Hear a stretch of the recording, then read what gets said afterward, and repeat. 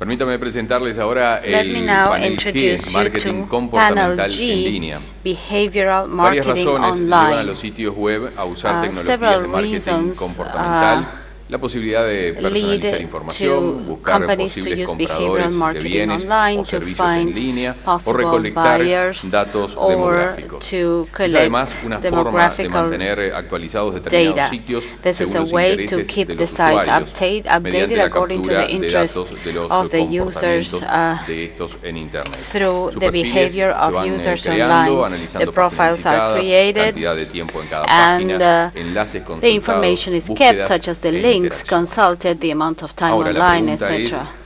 ¿es Now the deseable question que is se guarden it trazas de los sitios desirable web to keep visitados por los traces usuarios of the desde la websites óptica visited de la by the protección de datos users personales? from the perspective Estos of elementos data de detección protection? se encuentran hoy previstos en These el proyecto detection de elements reforma are de la included nueva in directiva de the la Unión Europea. reform for the new Para guidelines analizar for estos the temas, European el Union. moderador, señor To Justin analyze Brookman, these del Centro subjects, para la Mr. Democracia y la Justin Tecnología de Brookman Estados Unidos, from con él, the los Center of expositores Ashley Democracy Winton, from de the White United and States, Case de Reino Unido, and White and James Case Mallock, from of the Clark United de Reino Kingdom, Unido, James O'Maran Edith from United Ramírez, Kingdom, comisionada Edith de Ramirez ETC de Estados Unidos, from the United y States, Thomas Reynal, Head of International and and European Thomas Affairs Reynald, at the National Head of Commission European of the on National Informatics Commission and Liberties. of Informatics and Adelante, Liberties. señor Brookman. Please, Mr. Brookman.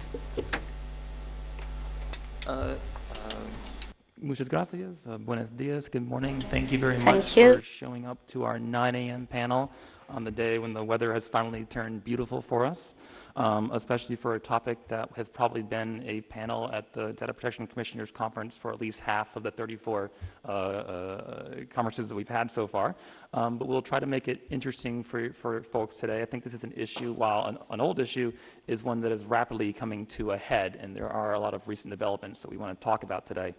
My job is to talk, just kind of give a brief primer on the history of behavioral advertising, how we got here, the kind of responses over the last 20 years by regulators and self-regulators to address this issue, and to kind of set the stage for the panelists to talk about where we are today. So when we say online behavioral advertising, we're talking pretty much about third-party behavioral advertising.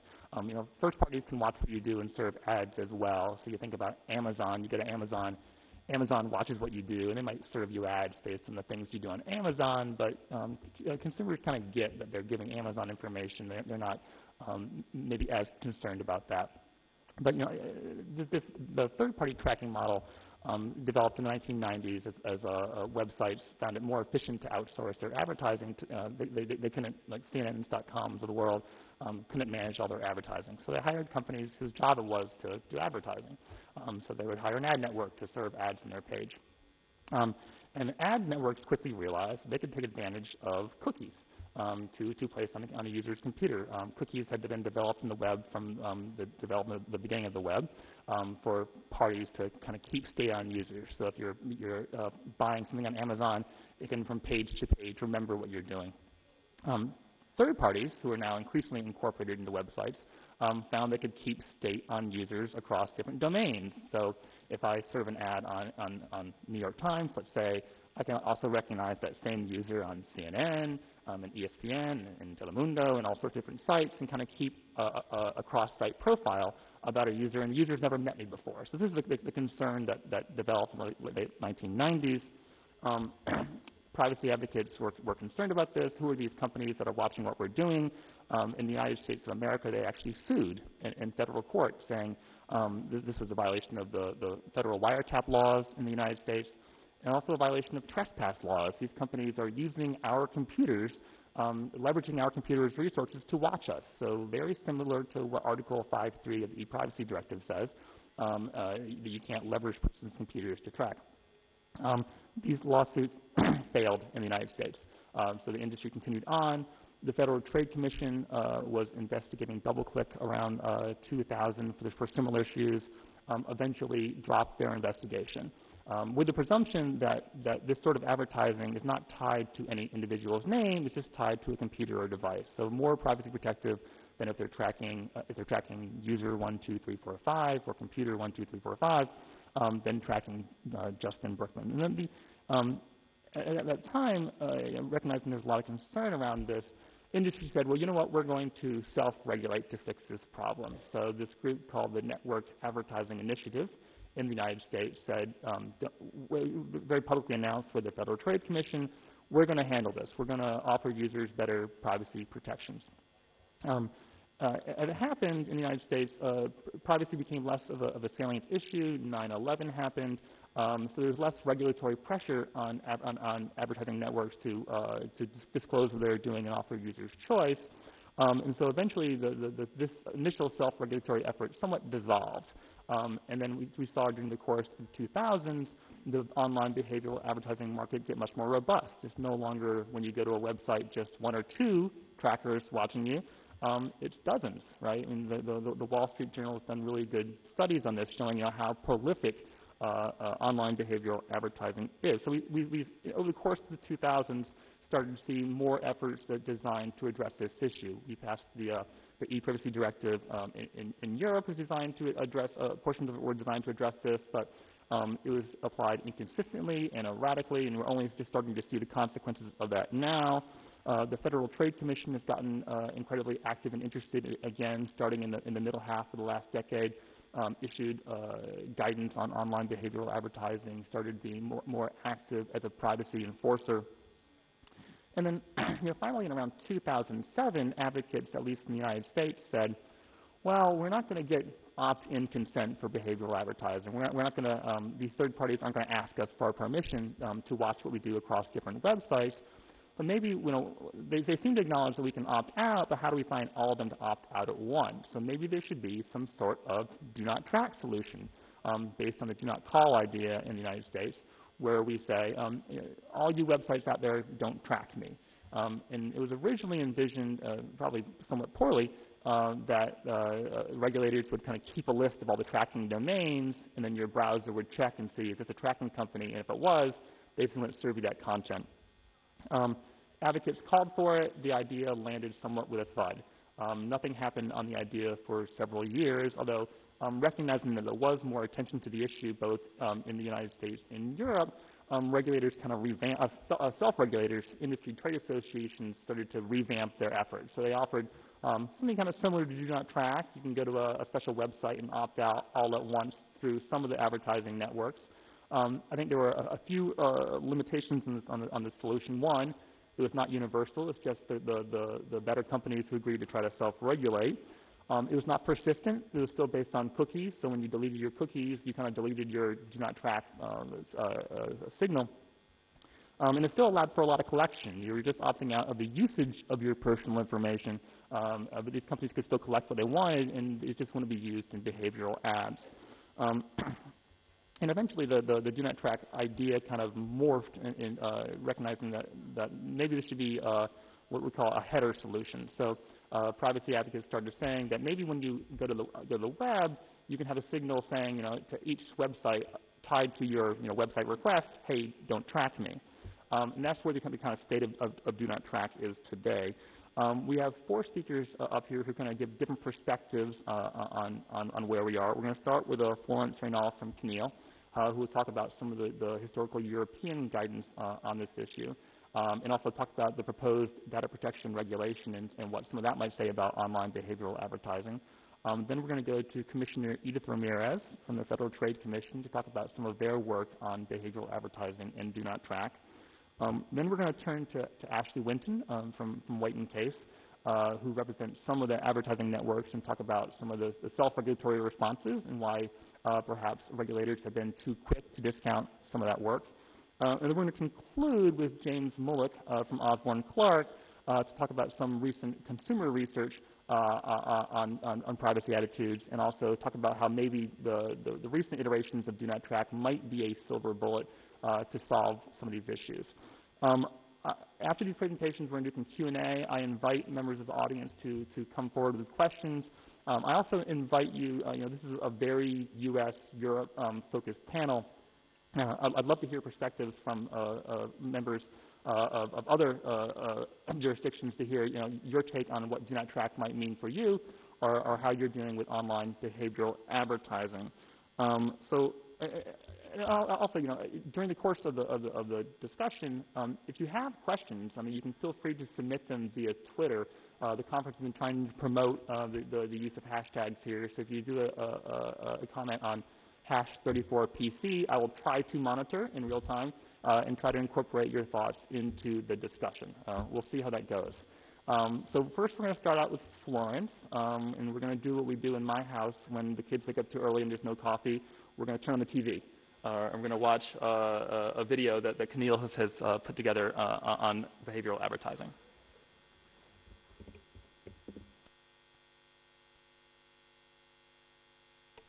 Is it working? Great. Merci beaucoup à tous d'être avec nous. J'ai la chance d'être la première.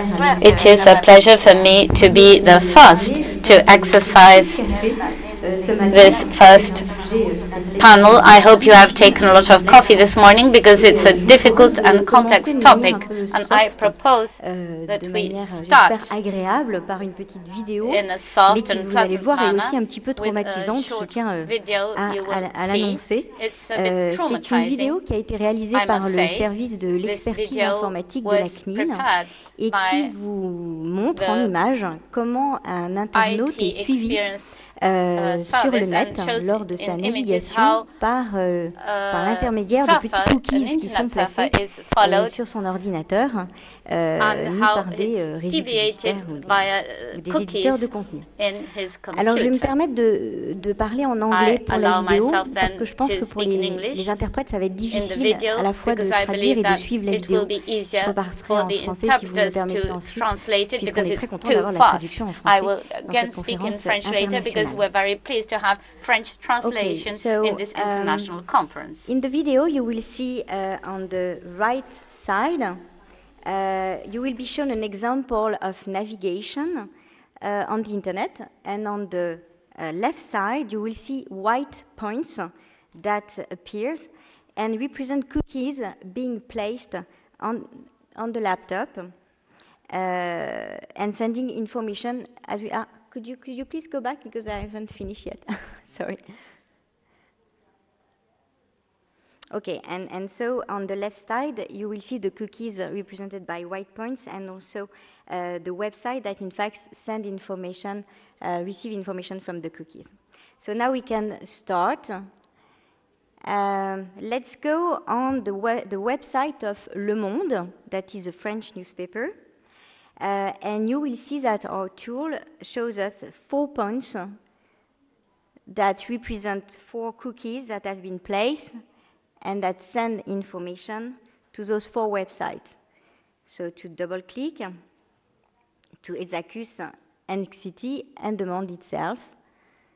So you have information being sent on my browsing experience. So now if we click on a specific article, you will see other points appearing that in fact it's other cookies placed, 2, 3 more websites that receive information and still double click on the other one that continue to receive information on my navigation. So now if we go on Facebook, we'll see what happens. So I register. At first sight, the homepage doesn't generate any cookie. And when I log in, nothing happens either.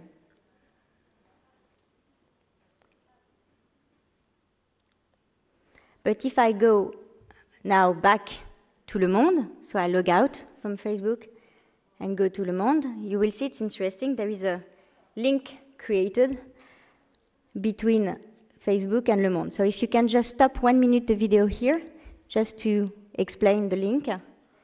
Thank you. So in fact, it's interesting because when we log out from Facebook, there was a tracking cookie that was placed by Facebook with an identifier of Facebook. And when I go to Le Monde, there is a I like button that in fact will read the tracking cookies with the Facebook identifier, and that will send information to Facebook on the fact that I'm on Le Monde and that I'm looking at this web page. So there is in fact a link through the button on the web page of Le Monde to Facebook. If you can continue the video, please. So now I will go on another website. It's an e-commerce website called Rue du Commerce.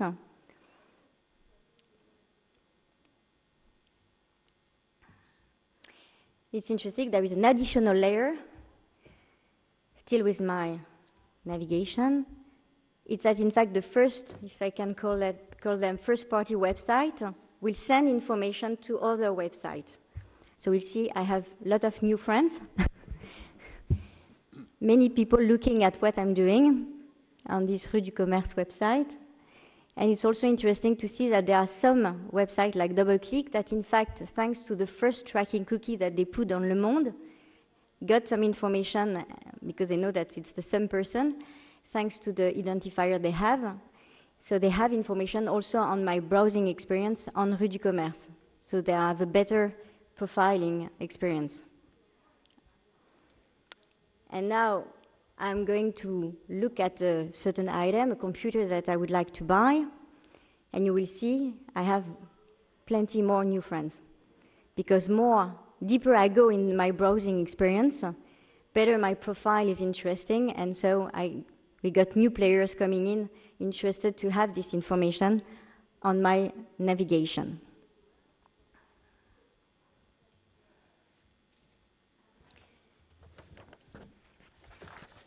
So just to conclude on that, so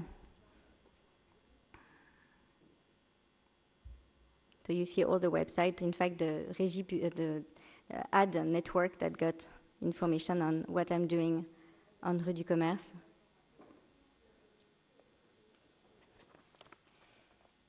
So just to conclude, if you can stop on that picture, thank you. It shows that I just visited 2, maybe 3 websites with Facebook, and I have in total around 50 actors that knows that I've been on Le Monde and Rue du Commerce and that got all the information about what I did on this website.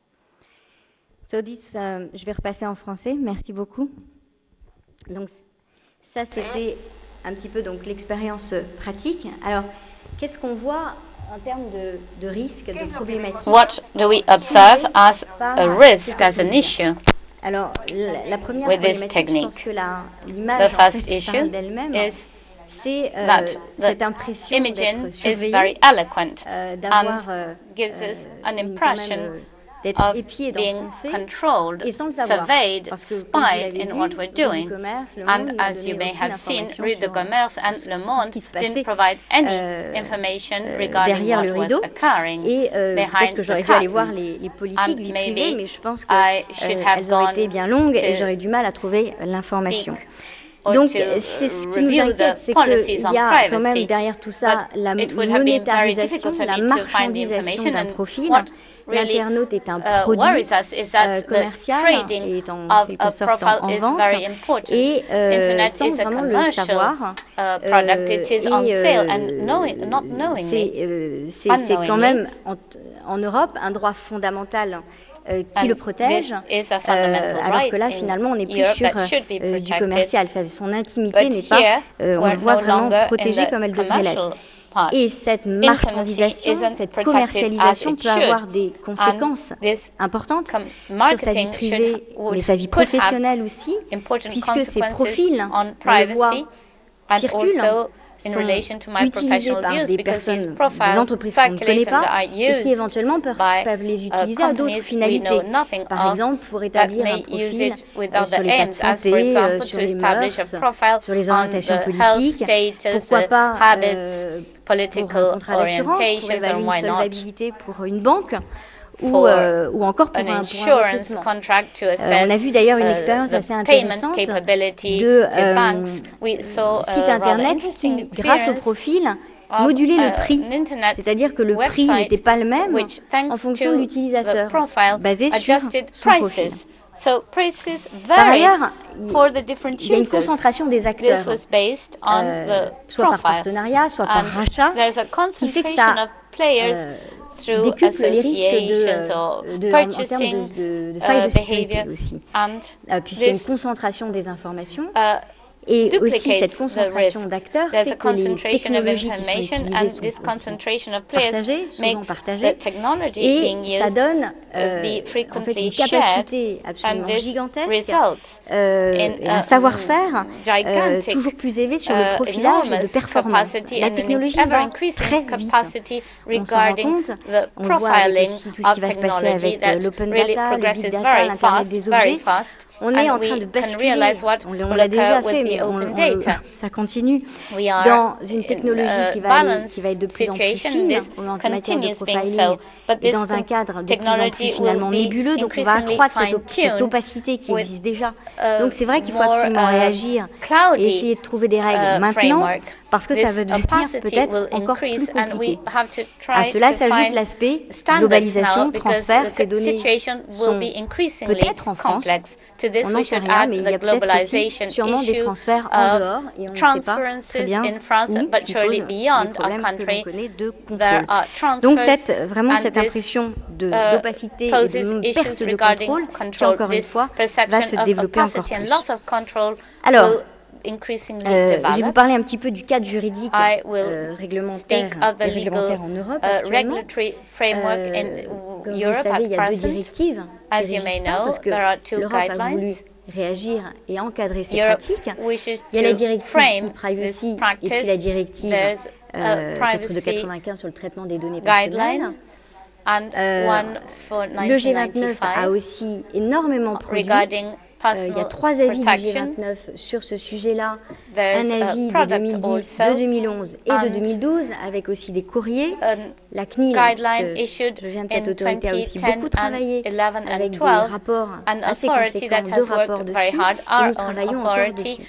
has provided Juste pour rappeler sur le very cadre consistent juridique, sans reports in rentrer this trop non plus regard, dans le détail, and I la wish to directive de remind you privacy that the s'applique à legal partir du moment framework où il y a un cookie qui est placé, qui va is collecter de applicable l'information, qu'elle soit personnelle ou when pas, there's a alors que la cookie directive de 95 located s'applique à partir to du moment où il y gather a un traitement information, de and the données derrière, 1995 guideline is de données personnelles, applicable en when sachant there's que a le treatment G29 of personal data, et la knowing CNIL that ont une G29 interprétation large de la notion de données personnelles, has a very considérant broad que la interpretation of combinaison de données qui personal sont data protection, administrées and there's a peut-être combination anonymes, of va permettre de rendre anonymous data, identifiable la and this personne will et va permettre allow de constituer the un person profil to qui, be sans révéler identified son identité, va and permettre de create l'identifier a tout de même, et profile qu'à ce moment-là, on considère ça without comme des revealing données the personnelles. identity. This will allow identification Je anyhow. vais passer So, en revue les 3 avis du I G29 will qui sont now très, briefly très importants, très, on va dire très denses et qui vont très loin dans l'analyse, mais peut-être vous give you rappeler en quelques mots les basic, règles a basic fondamentales. idea of these La guidelines, première, c'est reminding l'information, you c'est la of the transparence. C'est que fundamental la personne, issues. The comme on le first voit, is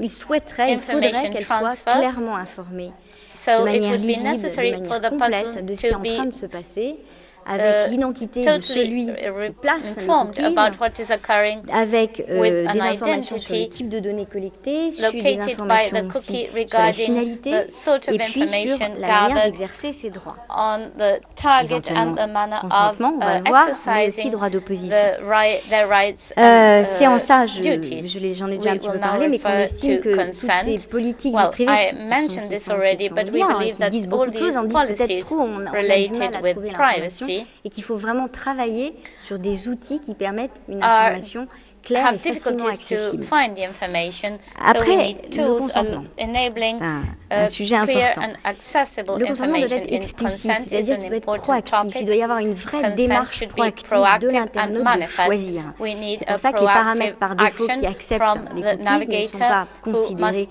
par le choose. G29 comme That is un why moyen suffisant when à la cookies fois are d'information et de recueil du accepted through consentement. a On ne peut pas default savoir si la personne mechanism a vraiment in the choisi. framework of G29, this cannot be accepted Aussi because à we noter can't really qu'il tell y a if the un droit person has d'opposition truly qui chosen s'applique en this. plus du consentement You qui must permet à la observe that personne there's de a right révoquer, de enabling revenir the sur sa décision. person Elle a le droit de dire au bout to d'un moment oui, de dire oui, puis ensuite rethink de dire non, si elle the le souhaite. decision taken, Par ailleurs, il y a saying des yes first exceptions. and then On no if considère que the tout ce qui person est wishes cookies to pour do so. faciliter la There are navigation, ou des exceptions, cookies of pour, course, à la demande de and l'internaute pour everything obtenir un regarding service, cookies in order ne to doivent pas facilitate navigation forcément voir l'application shouldn't de ces necessarily règles. be D'autres types de cookies, notamment les cookies pour la publicité according comportementale. to these rules, particularly Alors, cookies à savoir que ça, c'est related la with directive du behavioral privé, mais il y a aussi la advertising. directive de This 95 qui s'applique, is et the advertising guideline, but we have another one from 1995 that is applicable, granting other rights to the navigator to access the data and rectify everything regarding their own security. Now we will briefly see the regulation. Géré et couvert dans le règlement. This has been included in the regulation, that is the profile. There's an article which states that the person is entitled to not be the object of advertising measure in relation to his or her profile, with the exception of manifest consent if the law authorizes it according to other legal bases. We are very happy with this article. The G29 has worked hard to establish many of these issues, and you will know more when all this is published and when the opinions in this regard also become public. This is the theory, then, what I was saying before, but what is important is the practice, how these rules will be implemented. It has also been said les codes de bonne conduite. On soutient cette approche de code de bonne conduite, mais le code de bonne conduite doit prévoir une bonne conduite. Donc, doivent respecter les règles à la fois des directives et puis aussi les préconisations du G29. Et on pense que ces codes devraient être aussi validé par les autorités pour qu'il y ait vraiment un système de co-régulation cadré. Ensuite, les outils techniques type Do Not Track. Là aussi, on soutient le Do Not Track. Je pense que c'est une chose qui est une bonne solution technique. Après, il faut voir de quel Do Not Track on parle. Là aussi, on pense que l'internaute doit vraiment être en capacité de choisir le type de Do Not Track qu'il veut. Est-ce qu'il veut être traqué ou pas? Donc, on lui donne le choix. Et c'est en ça, excusez-moi, je me répète, mais que les navigateurs par défaut qui acceptent les cookies, ce n'est pas un vrai choix. En revanche, les navigateurs par défaut qui refusent les cookies sont quelque chose de bien, puisqu'on lui donne après la possibilité, s'il le souhaite, de opt-in pour être tracé. Ensuite, il y avait ce débat sur Do Not Track, Do Not Target, Do Not Collect. On estime que quand on parle, nous, de Do Not Track, c'est Do Not Collect, c'est-à-dire qu'on ne doit pas collecter pour autre chose que la publicité ciblée, c'est qu'à partir du moment où la personne dit non, c'est non. On n'utilise pas pour autre chose. Ensuite, justement, dans l'hypothèse où ce Do Not Track permet cet opt-in, on pourrait coupler ça avec les bases de données, les bases de management du consentement, de gestion du consentement, qui sont aussi proposées, qui permettraient aussi d'affiner en fait l'opt-in, de pouvoir un peu choisir ce qu'on souhaite. Mais là aussi, ces plateformes doivent respecter ce qui est prévu par les directives et les recommandations, c'est-à-dire prévoir un vrai opt-in. Voilà, pour vous dire aussi ce que fait la CNIL en ce moment sur ce sujet-là, la CNIL travaille en partenariat avec l'industrie publicitaire française pour développer des mentions types, des modèles d'information types, et aussi des symboles standards.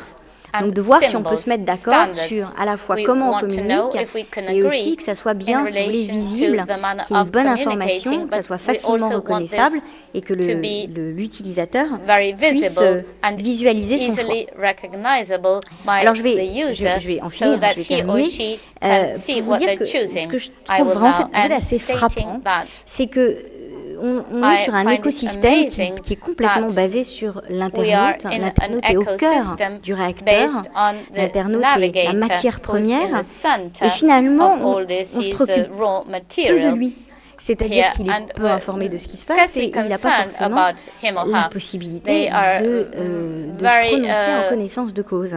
Et c'est vrai qu'en Europe, où on protège quand même l'intimité, notamment lors de la navigation sur Internet, d'avoir finalement cet internaute qui est au milieu mais qui n'est pas pris en considération, c'est un petit peu étonnant. Donc en fait, pour faire le lien, et d'ailleurs on a fait des sondages et on voit que les internautes sont très préoccupés pour ça. Juste pour faire le lien avec le titre de la conférence, Privacy and Technology in Balance, la proposition justement c'est de replacer l'internaute au cœur, qu'il y ait une proposal vraie that is balance. to Là, on a l'impression que c'est un relocate peu la the technologie qui navigator prend le pas in sur the la center privacy. of all Il faut un this. petit peu rééquilibrer So les it is rapports de force technology then et that will remettre have to l'individu. Les rebalance États-Unis the parlaient beaucoup, forces je sais à and l'époque place d'Obama, the de individual l'empowerment. or Donc subject c'est ça, c'est de redonner la and puissance empower dans les mains de him or l'individu her. quand même And d'exercer this is ses choix en something that connaissance is de cause. highly discussed Voilà, in the merci US, that beaucoup. is Je passe la parole empowering aux autres panélistes. the Merci. person to act with knowledge. Thank you.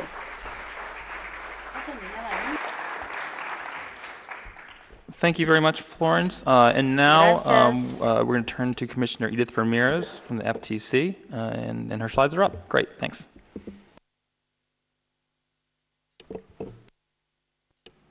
Thank you, and good morning, everyone. Again, thank you for being here, even though the sun has poked out.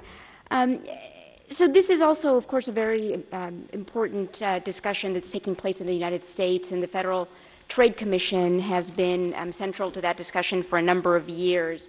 I do think that it's important, though, to point out that it's important that we're having this conversation here in Uruguay, because I think in Latin America and other parts of the world, this issue is not nearly as dominant or really part of the discourse as it is in Europe and the United States. So that's just an important point to keep in mind.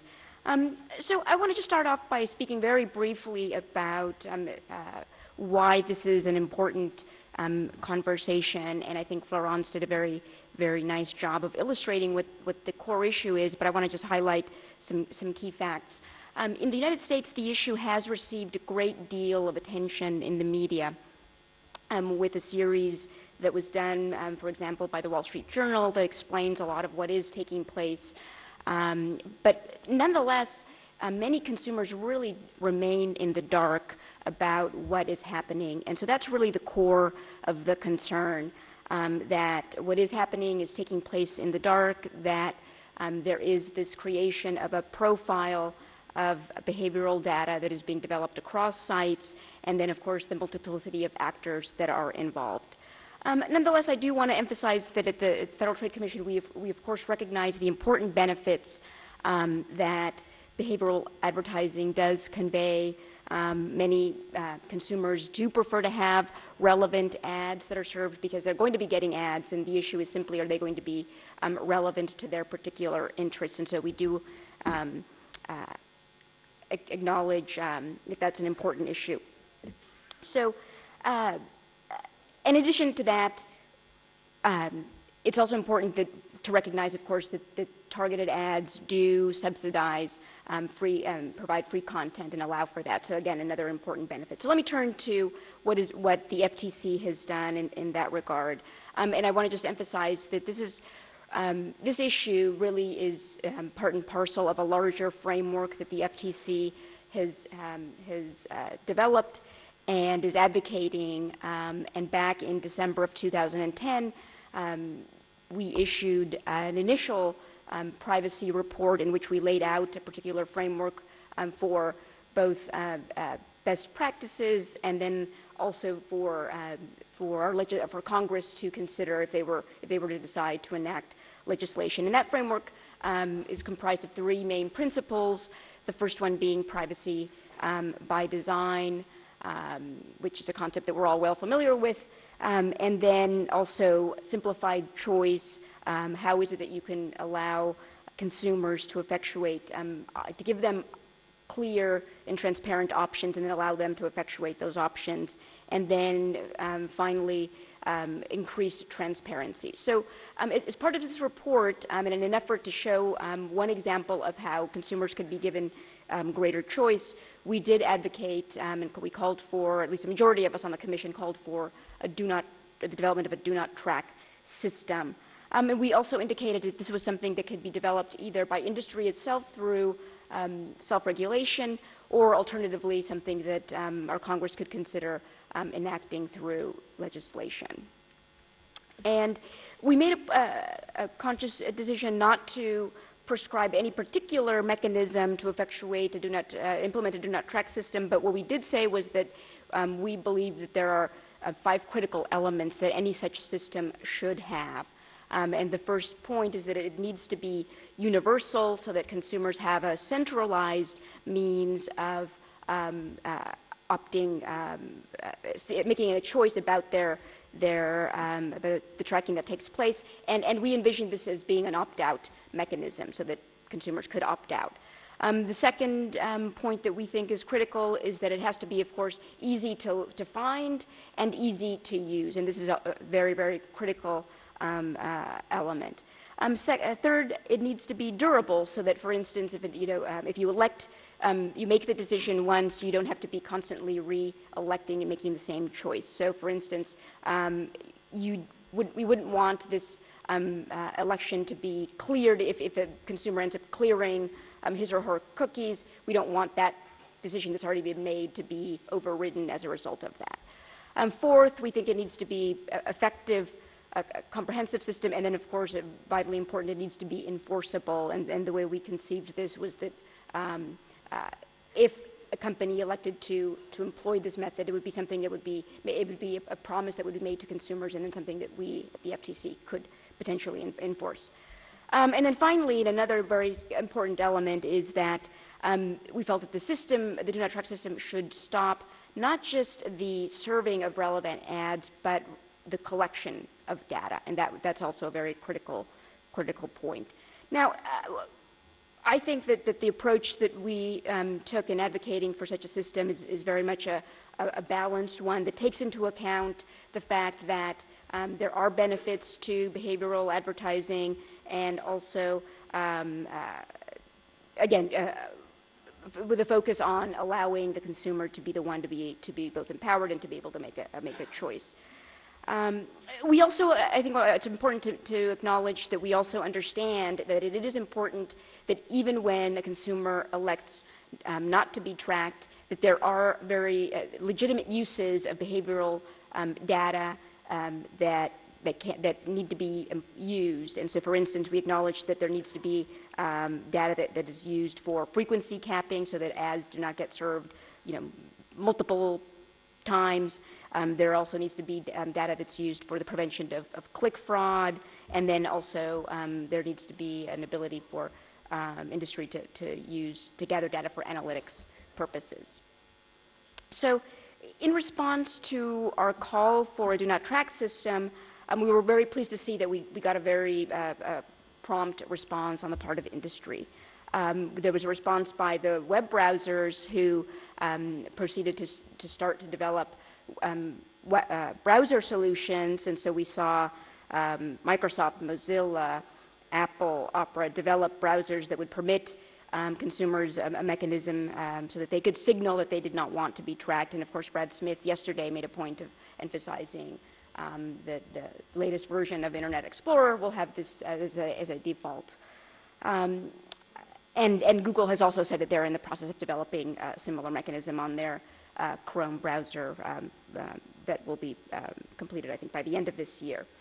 In addition to that, the Digital Advertising Alliance also indicated that it would develop a program, an icon-based program, and for those of you who don't know, the Digital Advertising Alliance, it's a consortium of media, marketing, and technology companies.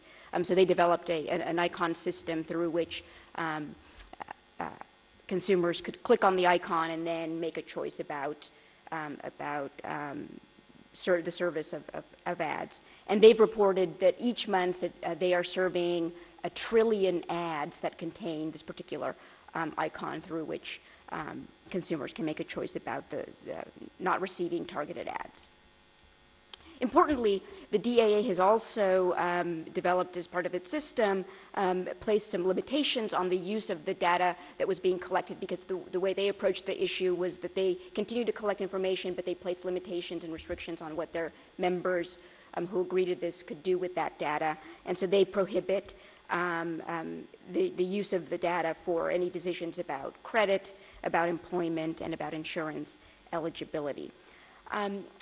Earlier this year, when the Obama administration announced its Consumer Privacy Bill of Rights and also indicated its support for Do Not Track as a means of effectuating consumer choice, and then also called for legislation to implement the Consumer Privacy Bill of Rights. At that time, the DAA said that it was committed to honoring the tracking choices that consumers would make through their browser settings. And of course, we at the FTC are quite supportive of these efforts that have been undertaken by industry.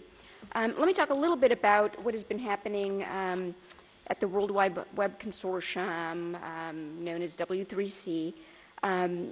The W3C is comprised of trade groups, of individual companies, privacy advocates, and technologists that are seeking to develop, it's a standard-setting organization, they're seeking to develop a standard on how to implement do not track.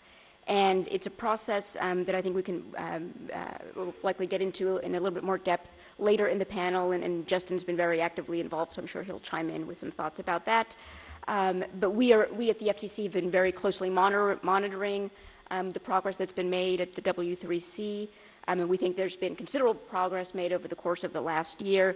There are, however, still important open issues that remain to be worked out, and they had their most recent meeting in Amsterdam just a couple of weeks ago. Just by way of example, where there has been at least some consensus reached, I think participants have generally agreed on certain limited exemptions from do not track.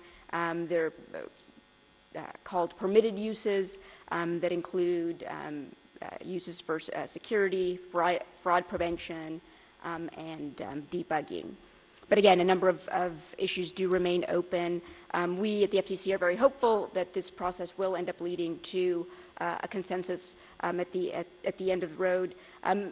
If that doesn't happen, however, it could be, maybe that a legislative solution is needed in the U.S. if that process ends up not working. And then finally, just to complete my presentation, I did want to just say a few words about enforcement.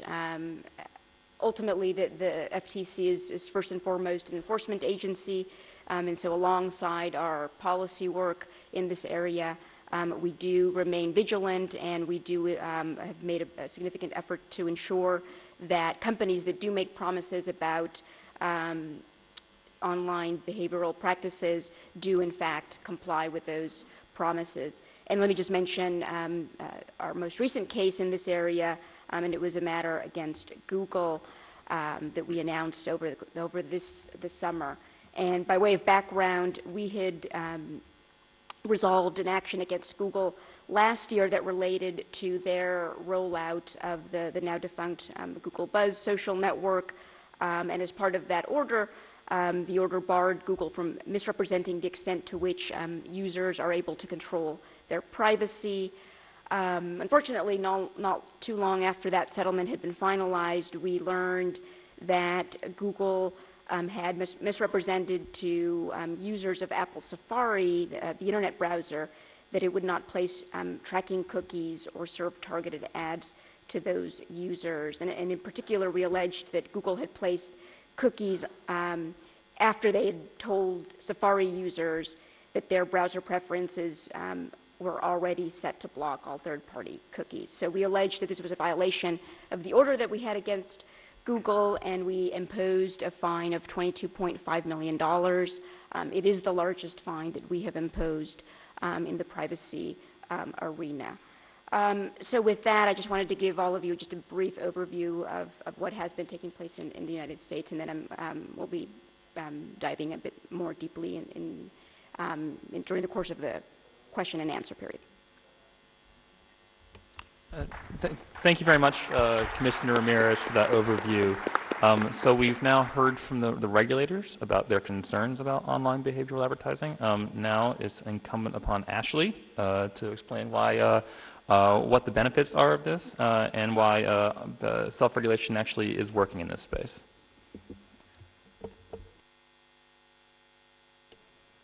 Justin, thank you very much. Before we get into hopefully a very vigorous and interesting discussion about do not track, and whether that's the silver bullet to solve all of our problems here, I wanted to spend a few minutes, 8 minutes, to talk about a bit of history about what European industry did in response to some of the problems and some of the measures that we've enjoyed in the US. I want to quickly give that history now because I think there's some lessons in there that might help us, hopefully, in finding solutions and our way forward. So here we go. Here's my 8-minute menu. I'm going to tell you about the history. I will tell you what the framework was and how it differed from the US and where that initiative is today. Simple as that. So, Edith mentioned this, and as Justin, you did as well. And just to say that in response to the original US initiative to develop essentially an opt-out platform for online behavioral advertising, as you might imagine, many of the corporates in the US who are interested in that also have interests in Europe. Thought was given as to whether we could create a European version of that, and it was my job to help draft that and advise them in relation to European law. And so the timetable was simply this. We made an assessment to see if it could be done back end of 2009. We spent 6 months drafting this, and I will tell you, if you ever have the pleasure of trying to negotiate a standard code between multiple different players, don't do it. It's virtually impossible. And it's particularly difficult here because the companies that are alike are competitors, and so often want to see competitive advantage in the text going one way or the other. And the ones that are not alike are often in different points in the value chain, so they see advantage in the text going one way or the other.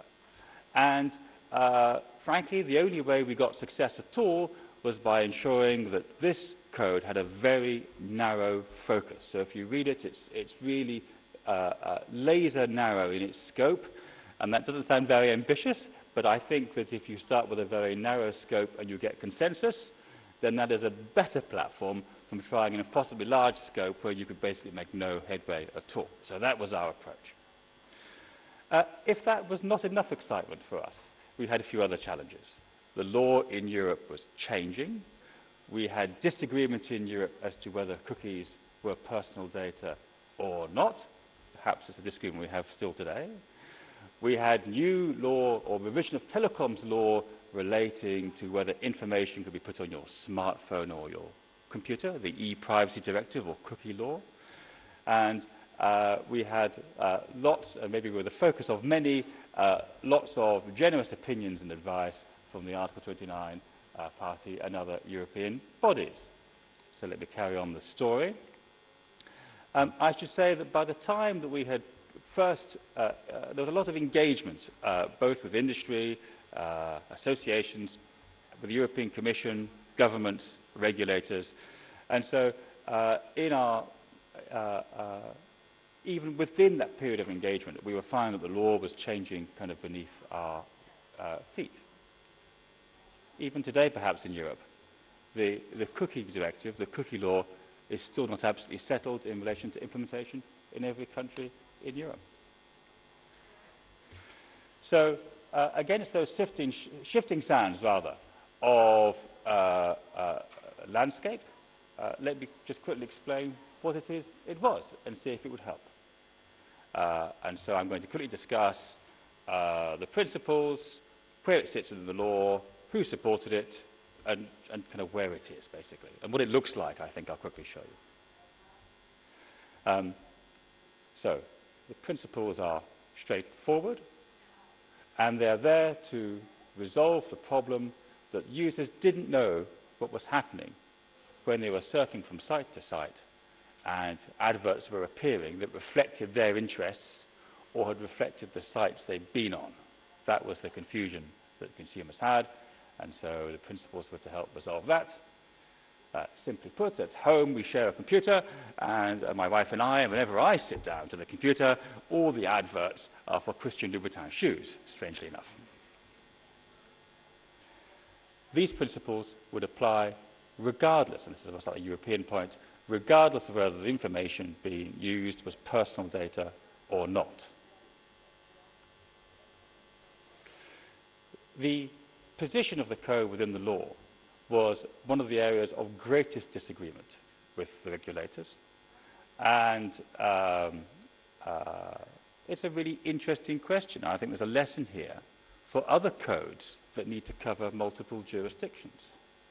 And the question to me is this: if you want to have a single code that applied across multiple countries, is the best approach to take an audit of the laws of every country and then form a code or rules that work perfectly everywhere you might go?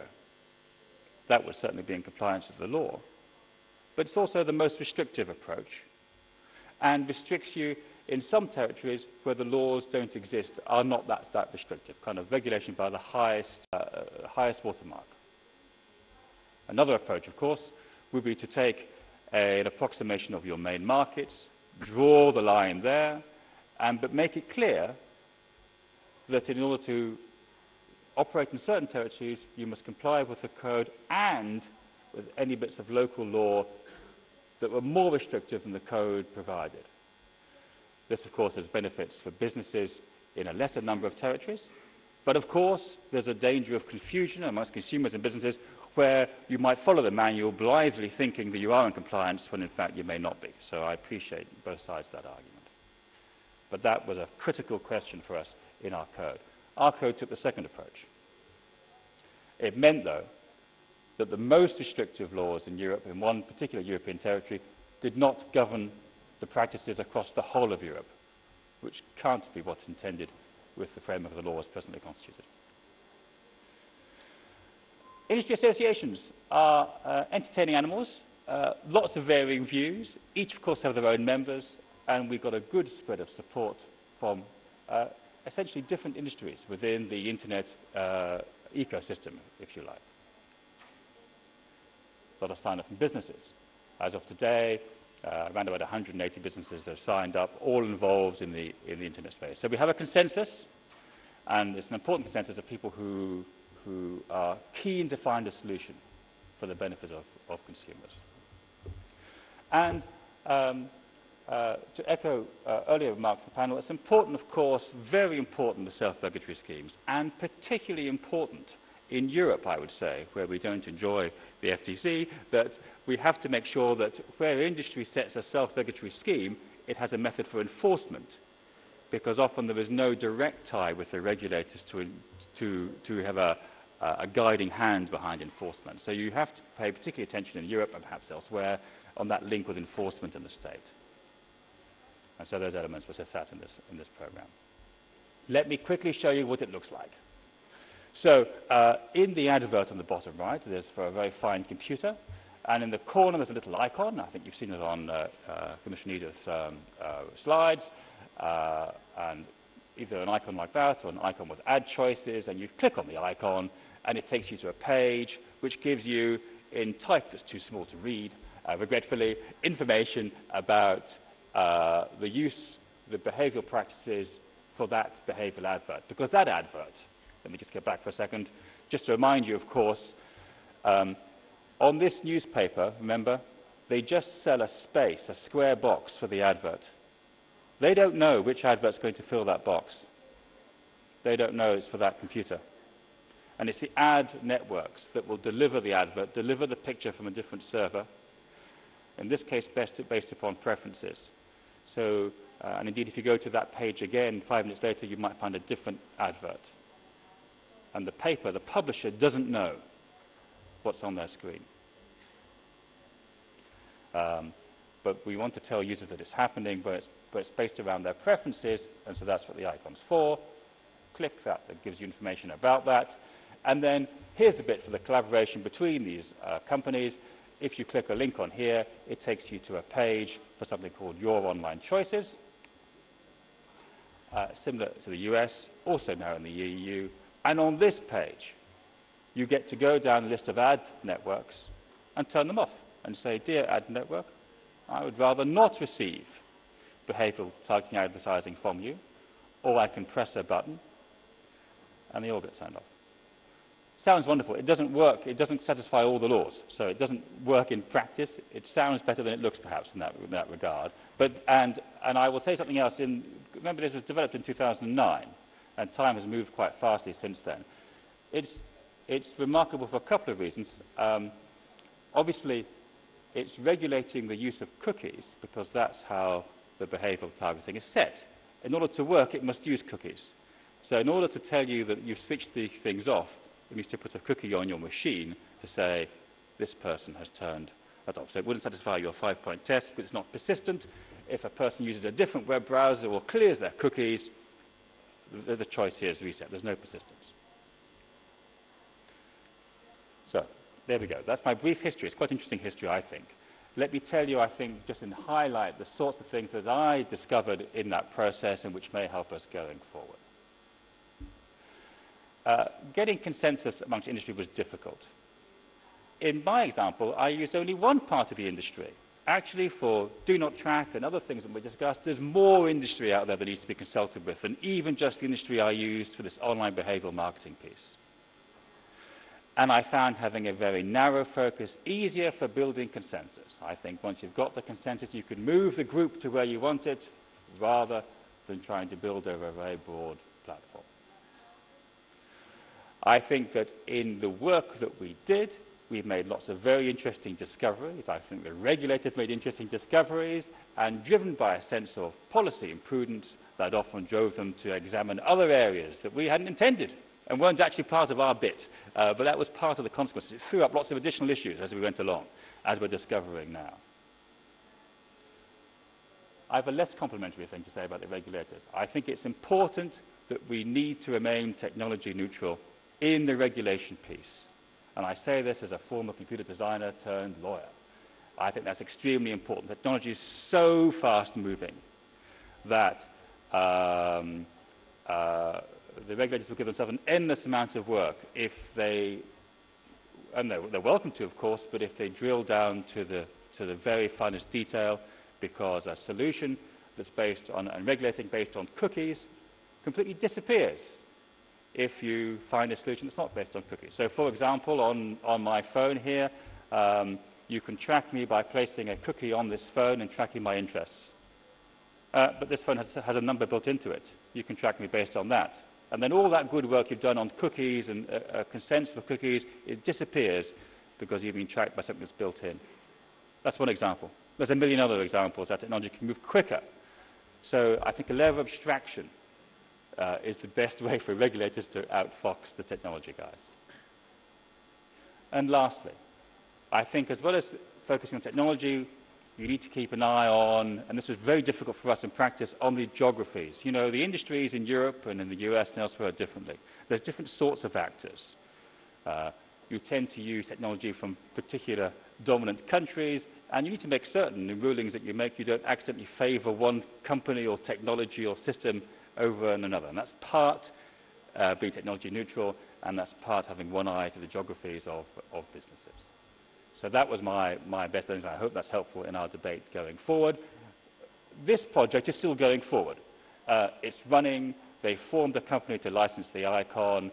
We're engaging in open consultation to try and move the consensus to something that will comply with the law when the law is settled. And Do Not Track is part of that initiative. And so it's a built ecosystem that we're hoping to use for everyone's benefit going forward. And with that, we should hear about Do Not Track.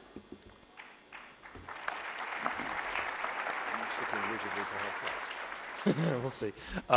Thanks, Ashley, for that. And now James is going to try to pull us all together, talk about Do Not Track a little bit, and see if there really is a happy middle ground solution we can come to. Thank you, Justin. Good morning, everybody. And at the outset, let me just thank the organisers, A, for the invitation, and B, for pulling together a fantastic conference, the most international of privacy conferences, perhaps of any conference. So really good to be here and be involved in this discussion. So my role on the panel is, as Ashley and others have mentioned, is to pick up the story from the end of the Your Online Choices chapter and look at where have we got to on Do Not Track, DNT. We've heard a little bit already yesterday from Brad Smith from Microsoft and also from Commissioner Ramirez. But what's happened in the last few weeks? There's been a pretty busy October in relation to Do Not Track, and actually as we sit here now on the 24th of October, it is far from certain where we are with this initiative. So before we get to the panel session and actually start debating whether it is a valuable solution, actually we need to work out, has it got legs, has it got a future? There is some doubt. I also want to bring to your attention some consumer research, primarily European and US research. That's unfortunately all I've been able to lay my hands on, but specific to OBA, online behavioral advertising, I think it tells us some interesting points about what the man and woman in the street actually think on this subject. So I'd just like to put that in front of you. So DNT, I'm going to start with, do not track. The events of the last few weeks and essentially the sort of gunfight that has broken out between the various participants in do not track, whether that is the W3C, whether that's the various advertising interest groups, whether that is lawmakers like the European Commission and others. But the storm that has broken out, war of words especially, as I came to talk to you, it increasingly made me want to use the expression that we would reach the end of a Mexican standoff in relation to DNT, which caused me some difficulty. Could I really come to Uruguay and talk about Mexican standoffs? Would you understand what I meant? Are there other standoffs, actually, that other nationalities might feel upset that I wasn't referring to? So I did what probably we'd all do in this situation. I Googled, I Yahoo'd, I Binged, I Chromed. I used all this technology that actually we're talking about here, and I Wikipedia'd. What does Mexican standoff mean? And the more I looked at it, the more appropriate it is actually, I think, to the situation we are in October 2012. I must say I went to it thinking of it as a two-party stalemate, perhaps W3C and lawmakers, but actually your classic Mexican standoff involves three parties. So perhaps you have the W3C, the advertising industry, and the lawmakers. Up to the beginning of this year, particularly latter part of this year, pacing round one another, waiting to see exactly what the standard would and would not contain, whether it could be improved, reluctant to really fire the first shot, and then suddenly a complete volley of shooting that occurred in particularly this month, actually, in the last few weeks. I'll show you some quotes in a moment that make me say that. So it's been a very interesting month, and it really hasn't, I don't think, cleared whether this is the right solution, the silver bullet. There seems to be a sort of shooting theme throughout this presentation. Is it really going to be the silver bullet for this tricky challenge? So let's just focus in on the challenge. It's the same one that both Ashley and Commissioner Ramirez have referenced. It's on the post-it note there is some language from the standard itself, from the W3C standard itself, which describes the challenge. I've sort of summarized it in the bullet points next to the post-it. We're trying to improve user understanding, obtain their consent without bringing the internet to a grinding halt through a proliferation of pop-ups and other consent mechanisms. And I pick my words carefully here, and at the same time allowing fair revenue generation is the other key part. You can perhaps see some tension between the W3C and the advertising networks in the language on the post-it note. So the W3C is, as has been explained, the standards body for the internet set up by Tim Berners-Lee. You'll be aware from the opening ceremony to the Olympic Games this summer that Tim Berners-Lee is one of the great Britons that Britons are most proud of, along with Mr. Bean and James Bond. But it's his job and his organization's job to come up with workable standards that the internet will move forward from. Many of the advertisers who we're going to see quotes from in a moment are members, but you can sort of see some tension in the language on the post-it note, particularly in the second paragraph. So it's saying users need a mechanism to express their preferences.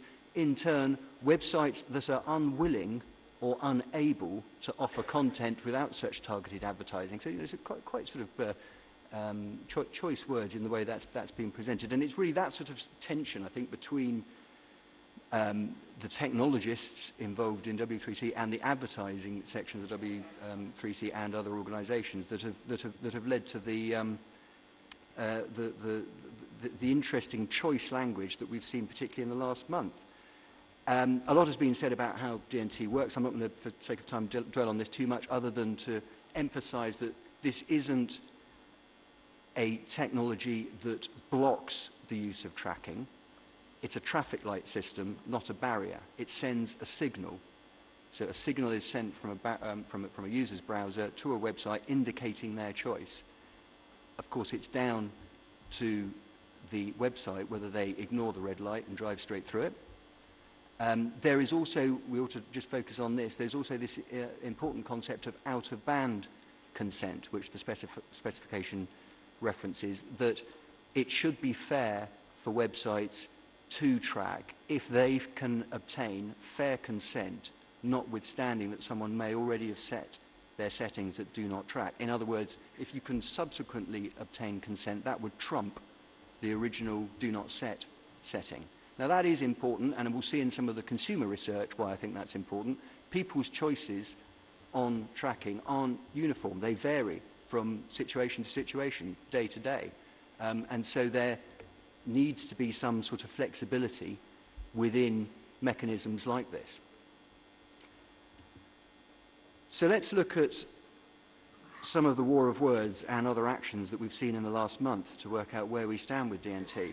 At the top of the list there is a quote from Neelie Kroes, the Vice President of the European Commission with responsibility for the digital agenda, and she said only a few weeks ago that in relation to this question of market research, whether it should be okay for a website to use some form of tracking technology, even if a do not track setting has been set to do not track, should that be okay?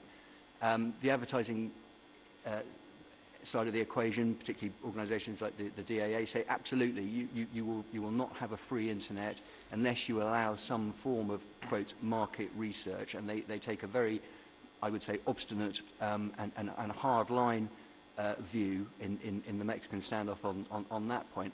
And Neelie Kroes in the quote here is, I mean, what's kind of interesting is that she's not actually ruling out some element of market research. It's a fairly restrained quote in many ways, but what she's saying is we need to be clearer about what that means, and we need to be clearer about what the safeguards, she references anonymization, retention limits as possible safeguards that could allow this, but at the end of the quote you'll see this cannot be an open-ended get-out clause. In other words, you can't just ride roughshod through the laws and the areas of protection in this advertising sector. So there is one impasse that is blocking progress, the market research issue.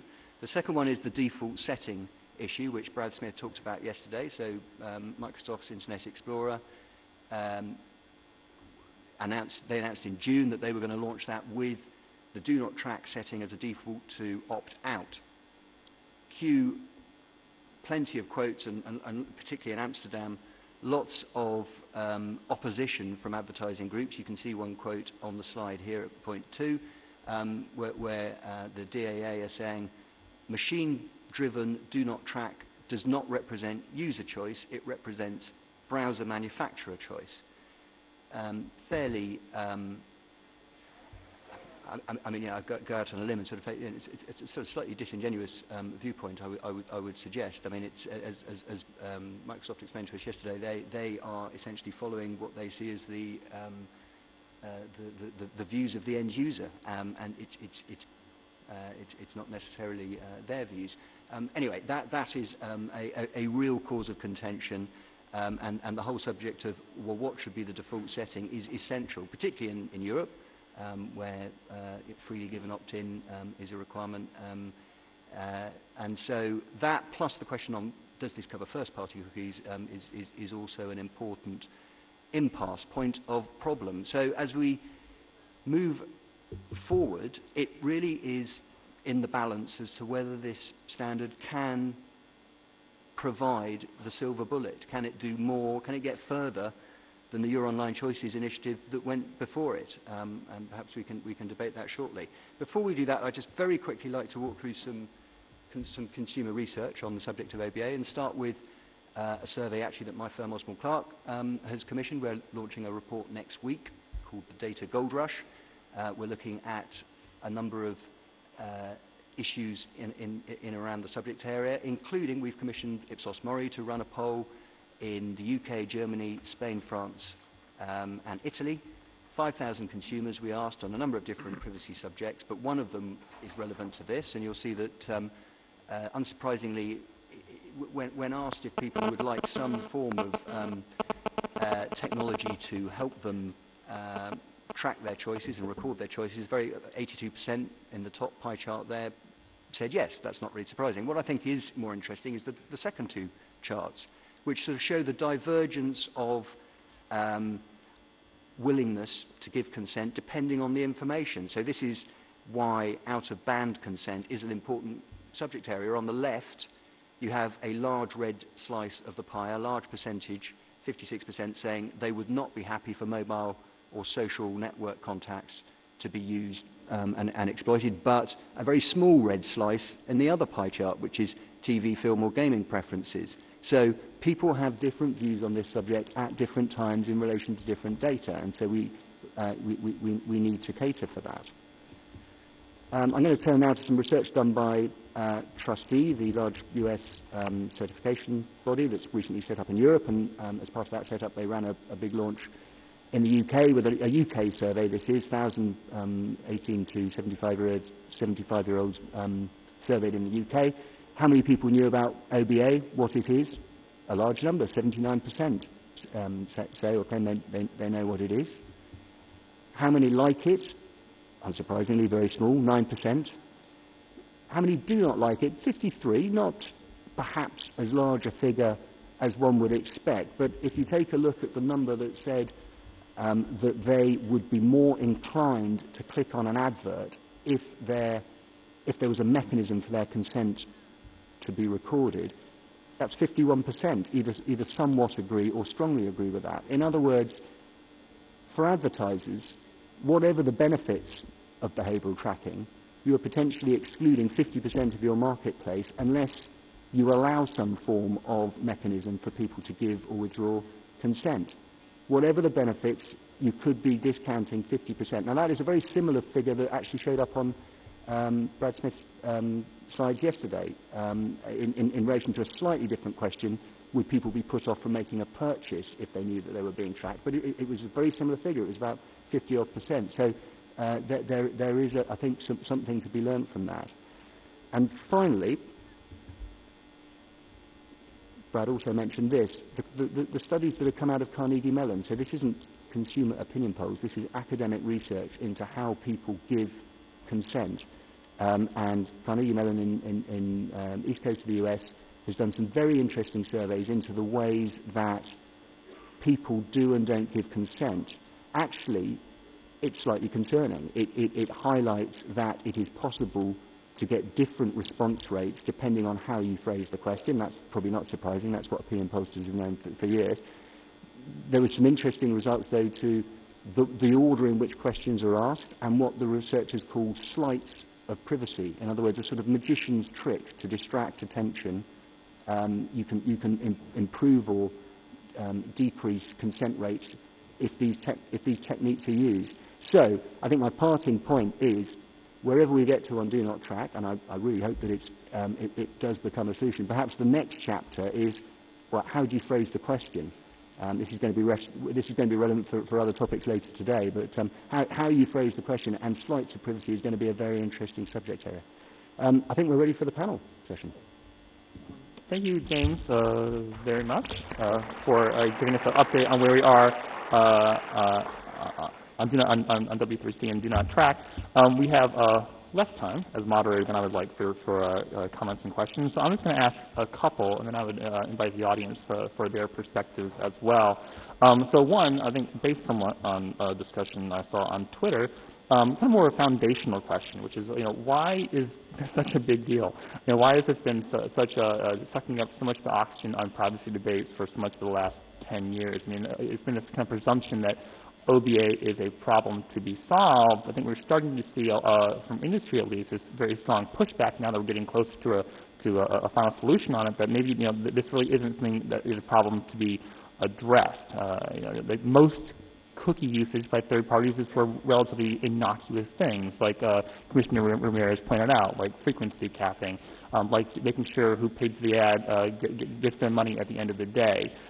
Even if it's just used for advertising purposes, you're just getting different advertising. So, I want to know, what is the problem we're trying to address here? Why do people care so much about this? Is it the leveraging of our personal information for commercial gain? Is it the kind of silent monitoring of our online behavior, or is it something else? I'm curious what the panel thinks about why it's such a big deal.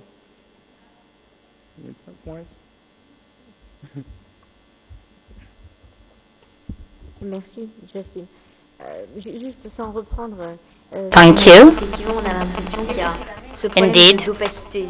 it is our impression that we have this problem of opacity. We have the impression of not knowing, of not understanding, of not controlling something that may seem a Je voulais juste surveillance peut-être ajouter system quelque chose as sur may be seen in le other fait sectors. que, And I enfin deux wish to choses, add c'est something qu'il in y a derrière quand même un relation, respect two en fait things de la ultimately. personne. Et comme on le voit en droit de We la have the consommation, respect à partir for du moment individuals. où on cible un And bassin as de we see in consommation, consumer une rights, entreprise when cible un bassin de consommation we dans have n'importe quel pays, elle se the doit field normalement of de respecter les consumption, lois de there's ce a pays. target or a goal, and there the company Notamment quand must c'est un respect consommateur, the c'est en tout law cas ce que prévoit in le that droit européen field aujourd'hui. and country Donc il y a quand même and area. une That contrepartie. is according On a to quelque chose, mais en European contrepartie, current on law, respecte but les there's a droits du pays. Pour counterpart. revenir sur toute la problématique du contexte The réglementaire en counterpart is Europe to respect et the les rights of initiatives the country. correspondantes. That has to do with the La food dernière chose standards, aussi, for example, in c'est, Europe, and comme vous additives l'avez and things of the sort. tous souligné, Last, les données what personnelles you deviennent un underscored élément correctly, financier that capital personal data pour certaines become sociétés, mais pour un grand financial nombre, element that et un is élément very de important in some compétitivité, ce qui societies, est for a large number pas of forcément, societies, c'est quand même and an relativement element nouveau. of Et on voit des competitiveness. acteurs qui se positionnent This isn't sur that la vie new, privée, but we see players that protégeant locate la vie themselves privée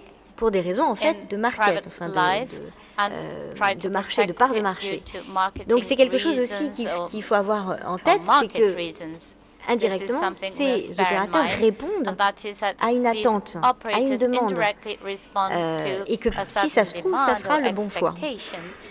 And if we find the manner of proceeding, we will be able to make a good choice. Thank you. So I think. Hello. So I think that's right. I mean, I think it is like the leveraging of personal information in an opaque way that users do not understand.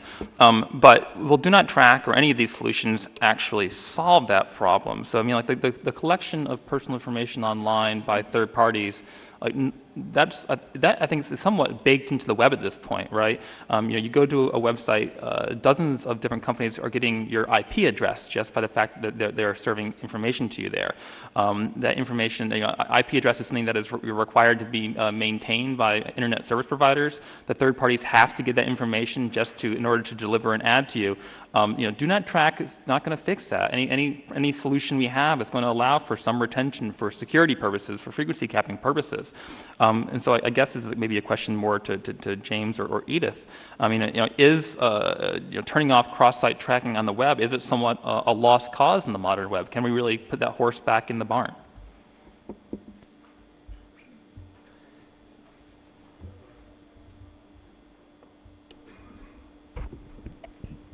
Well, it's funny that you say that. On the way to the airport to come to this conference, the cab driver asked me where I was going and what I was going to be doing there, and I explained this, the general issue of privacy, and used Do Not Track as an example. And his response was to laugh and to say, gosh, good luck, because I don't think you're going to be able to do a whole heck of a lot. And this was just a layperson reacting. And, it is a challenge for us as regulators, but I do believe that it really is incumbent on us for there to be limits. First and foremost, I think what we are advocating, greater empowerment for the consumer, greater choice, greater transparency, is something that I think benefits industry. And I think it's going to be incumbent on industry to show consumers why if they think there's a case to be made for behavioral advertising, then they should make it, and they should also show what protections are being embedded in these processes and how they are going to be ensuring that, given the multiplicity of actors that are involved, that the information that is being conveyed to these multiple parties is being protected in a reasonable way. So I do think it's something, we certainly feel that something can be done. That is why we're so actively promoting for the development of a meaningful do not track system, why it is that we're so actively monitoring what's taking place at W3C. So from our perspective, I think something can be done. Obviously, the devil's in the details because it does involve complicated technological questions about what information is properly collected, how it's then used, and information that is collected, how long it's retained. So I think the principles that we regulators have advocated, I think really apply well, and I think it really is incumbent on industry to fight for consumer trust and to act on the suggestions that we're making in this regard. I suppose I'd add to that. I am concerned about the direction of travel in terms of the way that the laws are being framed and the way the discussion has gone. The next chapter in Europe will be the regulation, and it would appear that that will take a much broader definition of personal data. There's been some toing and froing on whether IP addresses should specifically be included in the regulation or not. I mean, taking the two questions together, why is this issue causing so much interest, and is it too late to put the genie back in the bottle? I suppose in Europe, cookies and this type of information was the sort of subject area where lawmakers and regulators really found their feet. It was the first moment, it was the first point that I feel that kind of a big stand was taken. It was taken, I think, somewhat quickly. It was taken in some circumstances without fully understanding the way that this technology is used and is applied. And I think that has got better, but I still think that we need to tread very, very carefully in the way that we put things in and out of these laws, or certainly the ways that you allow processing for legitimate business purposes, for example. Those exemptions are absolutely key. Otherwise, the web won't work. And let me think. Is one. And we've just been talking about that one thing. They do loads of other things, some of which are necessary for the site and therefore will be exempted by European law, and some which are just merely desirable, like getting various stats or showing usability or audience measurement or so on and so forth. And so I think that it is not about the cookie, and I think that to say that if you could make a cookie so unbelievable of you, because frankly without the cookie the industry will go to a different method. They'll track the users on the server side using the server logs and exchange that information, no cookies involved. They'll track them on different platforms, no cookies involved. So to be focused around the cookie is a mistake. It's a shame, because I like the cookies. I like cookies because when we had cookies, and as we still have, they're under the control of the user. They sit on the user's machine. He can see them. I mean, they're just numbers, clearly. You can delete them. You kind of know what they are. When you move away from a cookie solution to a server-side solution, the user is going to have less transparency and will be even more reliant upon the good work of the regulators and others in showing notice about what really is happening to that data. So I'm very old-fashioned. I like cookies, and maybe they're going now, but I think they had a useful role to play. I think the only thing I'd add to that, I fully agree on the second question. On the first question, I think there is some use. There's no use in terms of a silver bullet solution, you're right, but there is use if in terms of information, giving information. Both Your Online Choices and the DNT initiatives, the one thing they have done is increase user understanding, not to a sufficient level, but they have increased user understanding of that there is technology like cookies out there and what it does. And actually, I think that is the number one objective that we need to hit first. I'm skeptical about the 79% of people who say that they know and understand OBA in that survey. I think most people, if you run the would your mother understand it test on it, which is the way I look at everything on the internet, she wouldn't on this, and that's the first thing that we need to get over and fix. So I think there is some benefit, even if they don't provide a silver bullet. So one more question from the audience. Yes, sir. Give me the microphone back in the back.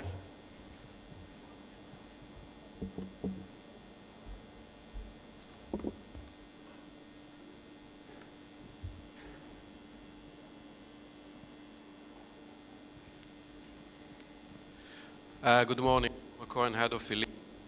I have a comment about the value of free services. Basic rule in economics says that free products leads to overconsumption. So I'm not that sure that from the economic point of view, what we gain as citizens is really a better situation.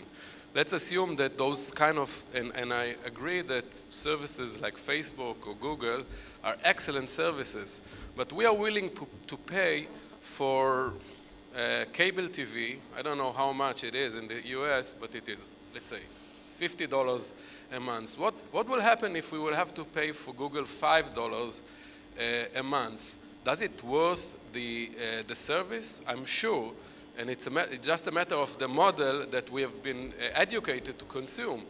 And on the end, I'm not sure that it is free. Not talking about privacy, because if we are being approached, and we are being approached to consume something and to buy something, so in the end, we pay for it, not just with privacy, with cash money. Okay, so this model of behavioral targeting, I have some really questions about the economic value of it, not privacy-wise. So, I mean, I think it's a very valid point, one that I think you heard echoed in Florence's comments, that the value proposition here is not transparent, right? I mean, you've seen some movements from industry to add some icons so you can get some more information about what's going on, but you really don't understand what you're paying, either through your personal information or later to the products and services that are subsidizing this economy. So I think I strongly agree that there are transparency issues there that absolutely need to be addressed, and I think we've made some progress, but I don't think there's been enough education by a long shot. So education is important, the same point I made a moment ago. You should definitely read the Carnegie Mellon research. One of the things they did is went out into shopping malls and asked people for information, one, for free, and two, sorry, other way around. They offered them money, and they offered more money to people who gave them their data. And the results of that survey are intriguing. So I would recommend that. So we are well over time. Thank you for your patience. Go and enjoy your coffee. Thank you very much. Have a good day.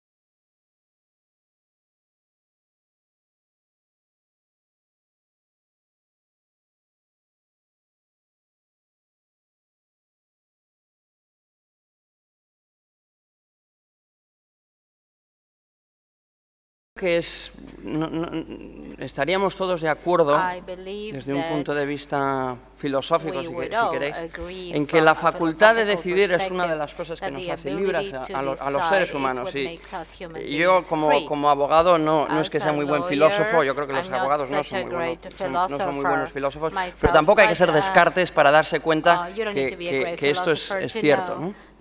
Y en el mundo de la protección de datos, que va más allá de la facultad de ser libre o de decidir, si hay una cosa en la que también creo que estaríamos todos de acuerdo, es que la protección de datos existe precisamente para darnos a nosotros, las personas, el control que en realidad otros tienen de una manera práctica, pero nos deja, como individuos, ejercer cierto grado de control sobre cómo otros van a utilizar nuestros datos. Entonces, desde este punto de vista, lo que sugiere es que el consentimiento realmente tiene una función muy importante y debería ser quizá la regla. Sin embargo,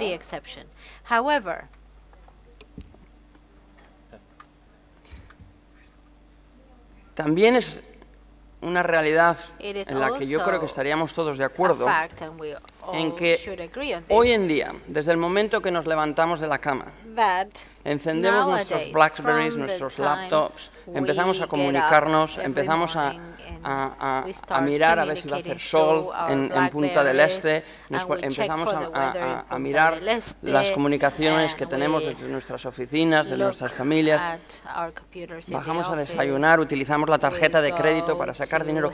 Todos y cada uno de los pasos que nos quedamos en el día a día, en el mundo offline, en el mundo online, la cantidad de información que se genera es una cosa de la que no nos percatamos, simplemente existe. Y si nos ponemos a pensar, pues igual sí nos damos cuenta, pero normalmente no lo hacemos. Y entonces, lo que realmente es difícil, de una manera práctica, es realmente ejercer un control eficiente o eficaz sobre la manera en la que nuestros datos, nuestra información realmente se utiliza. Y ese es el dilema. Desde el punto de vista de la política pública, yo creo que más o menos nos estaríamos todos de acuerdo con estos puntos, y es precisamente por eso que nos enfrentamos a este dilema. Entonces, ¿cómo se resuelve el dilema? Los abogados siempre resolvemos los dilemas encontrando una tercera vía, en la postura ecléctica que me explicaban a mí en la universidad hace muchos años, o lo que los políticos llaman también la tercera vía.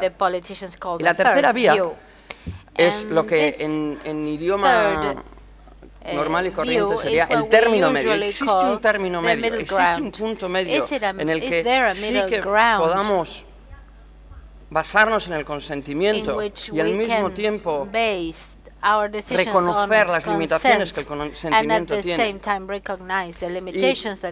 Y yo quiero ilustrar este punto medio con un ejemplo que tenemos ahora mismo en Europa. El papel de lo que llamamos el consentimiento implícito, en particular en Internet. Y estas circunstancias o este debate sobre este tipo de consentimiento se ha generado más que nunca en los últimos años por culpa de una ley que yo creo tiene más ambición que sentido, pero que está en las legislaciones de todos los países, o de casi todos los países de la Unión Europea, que requiere el consentimiento informado para poder utilizar cookies en los ordenadores de los usuarios. O sea, en Europa, si tú estás usando Internet, una empresa, cualquier operador de un website que utilice cookies y que esté sujeto a la ley europea, tiene que recabar el consentimiento de cada usuario. Esto es un buen ejemplo de la imposibilidad práctica de realmente recabar un consentimiento de una manera eficaz, a no ser que busquemos una manera de hacerlo que realmente sea acorde con la manera en la que nos movemos, utilizamos Internet y actuamos en la vida normal. Que al fin y al cabo, usar Internet es parte de la vida normal. Y entonces, simplemente quiero daros unos... describir los elementos que yo considero son los elementos que forman parte de lo que sería este consentimiento implícito, para que este consentimiento implícito realmente sea válido. Y son 4 elementos. El primero está ilustrado por esta foto que saqué, no de muy buena calidad, por cierto, pero espero que la puedan ver. Es una foto de un póster que hace unos meses estaba en la estación de Euston, en Londres.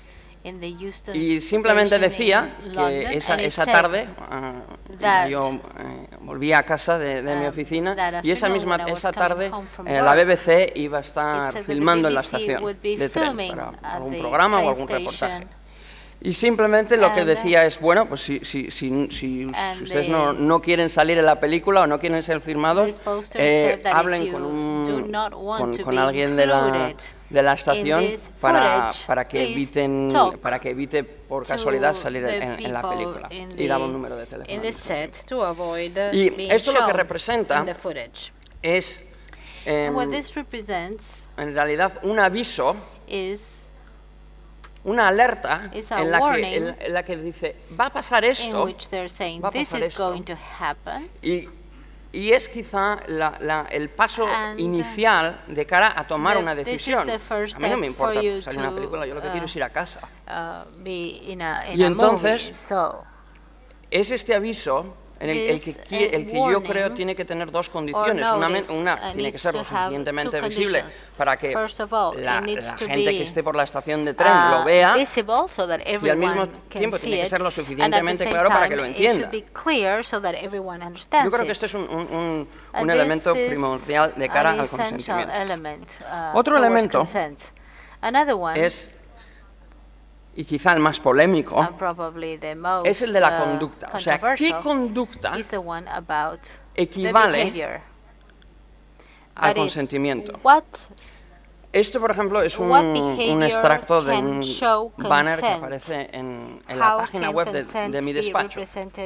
No quiero hacer publicidad, pero simplemente es un ejemplo de cómo en ese banner que aparece en la página web cuando alguien accede al website de Waterhouse, lo que dice es que si alguien está de acuerdo con el uso de cookies que hacemos en el espacio, tal y como está explicado en la política de cookies, por favor, continúen utilizando el website. Tan sencillo como eso. Y digo que eso es polémico porque soy consciente de que el debate se está centrando en, bueno, ¿qué conducta es la adecuada para realmente decir, sí, estoy de acuerdo, no me importa, de verdad, no me importa. Y esa conducta es una conducta por la que nos comportamos a diario, porque hay otro ejemplo que también se me ocurrió el otro día en Londres, en la que cuando nos montamos en un autobús para ir a nuestro trabajo, para ir a casa, para ir de viaje, no firmamos un acuerdo de transporte. Nadie nos enseña las condiciones de transporte que se aplican a ese viaje en autobús. Uno paga su ticket y se monta.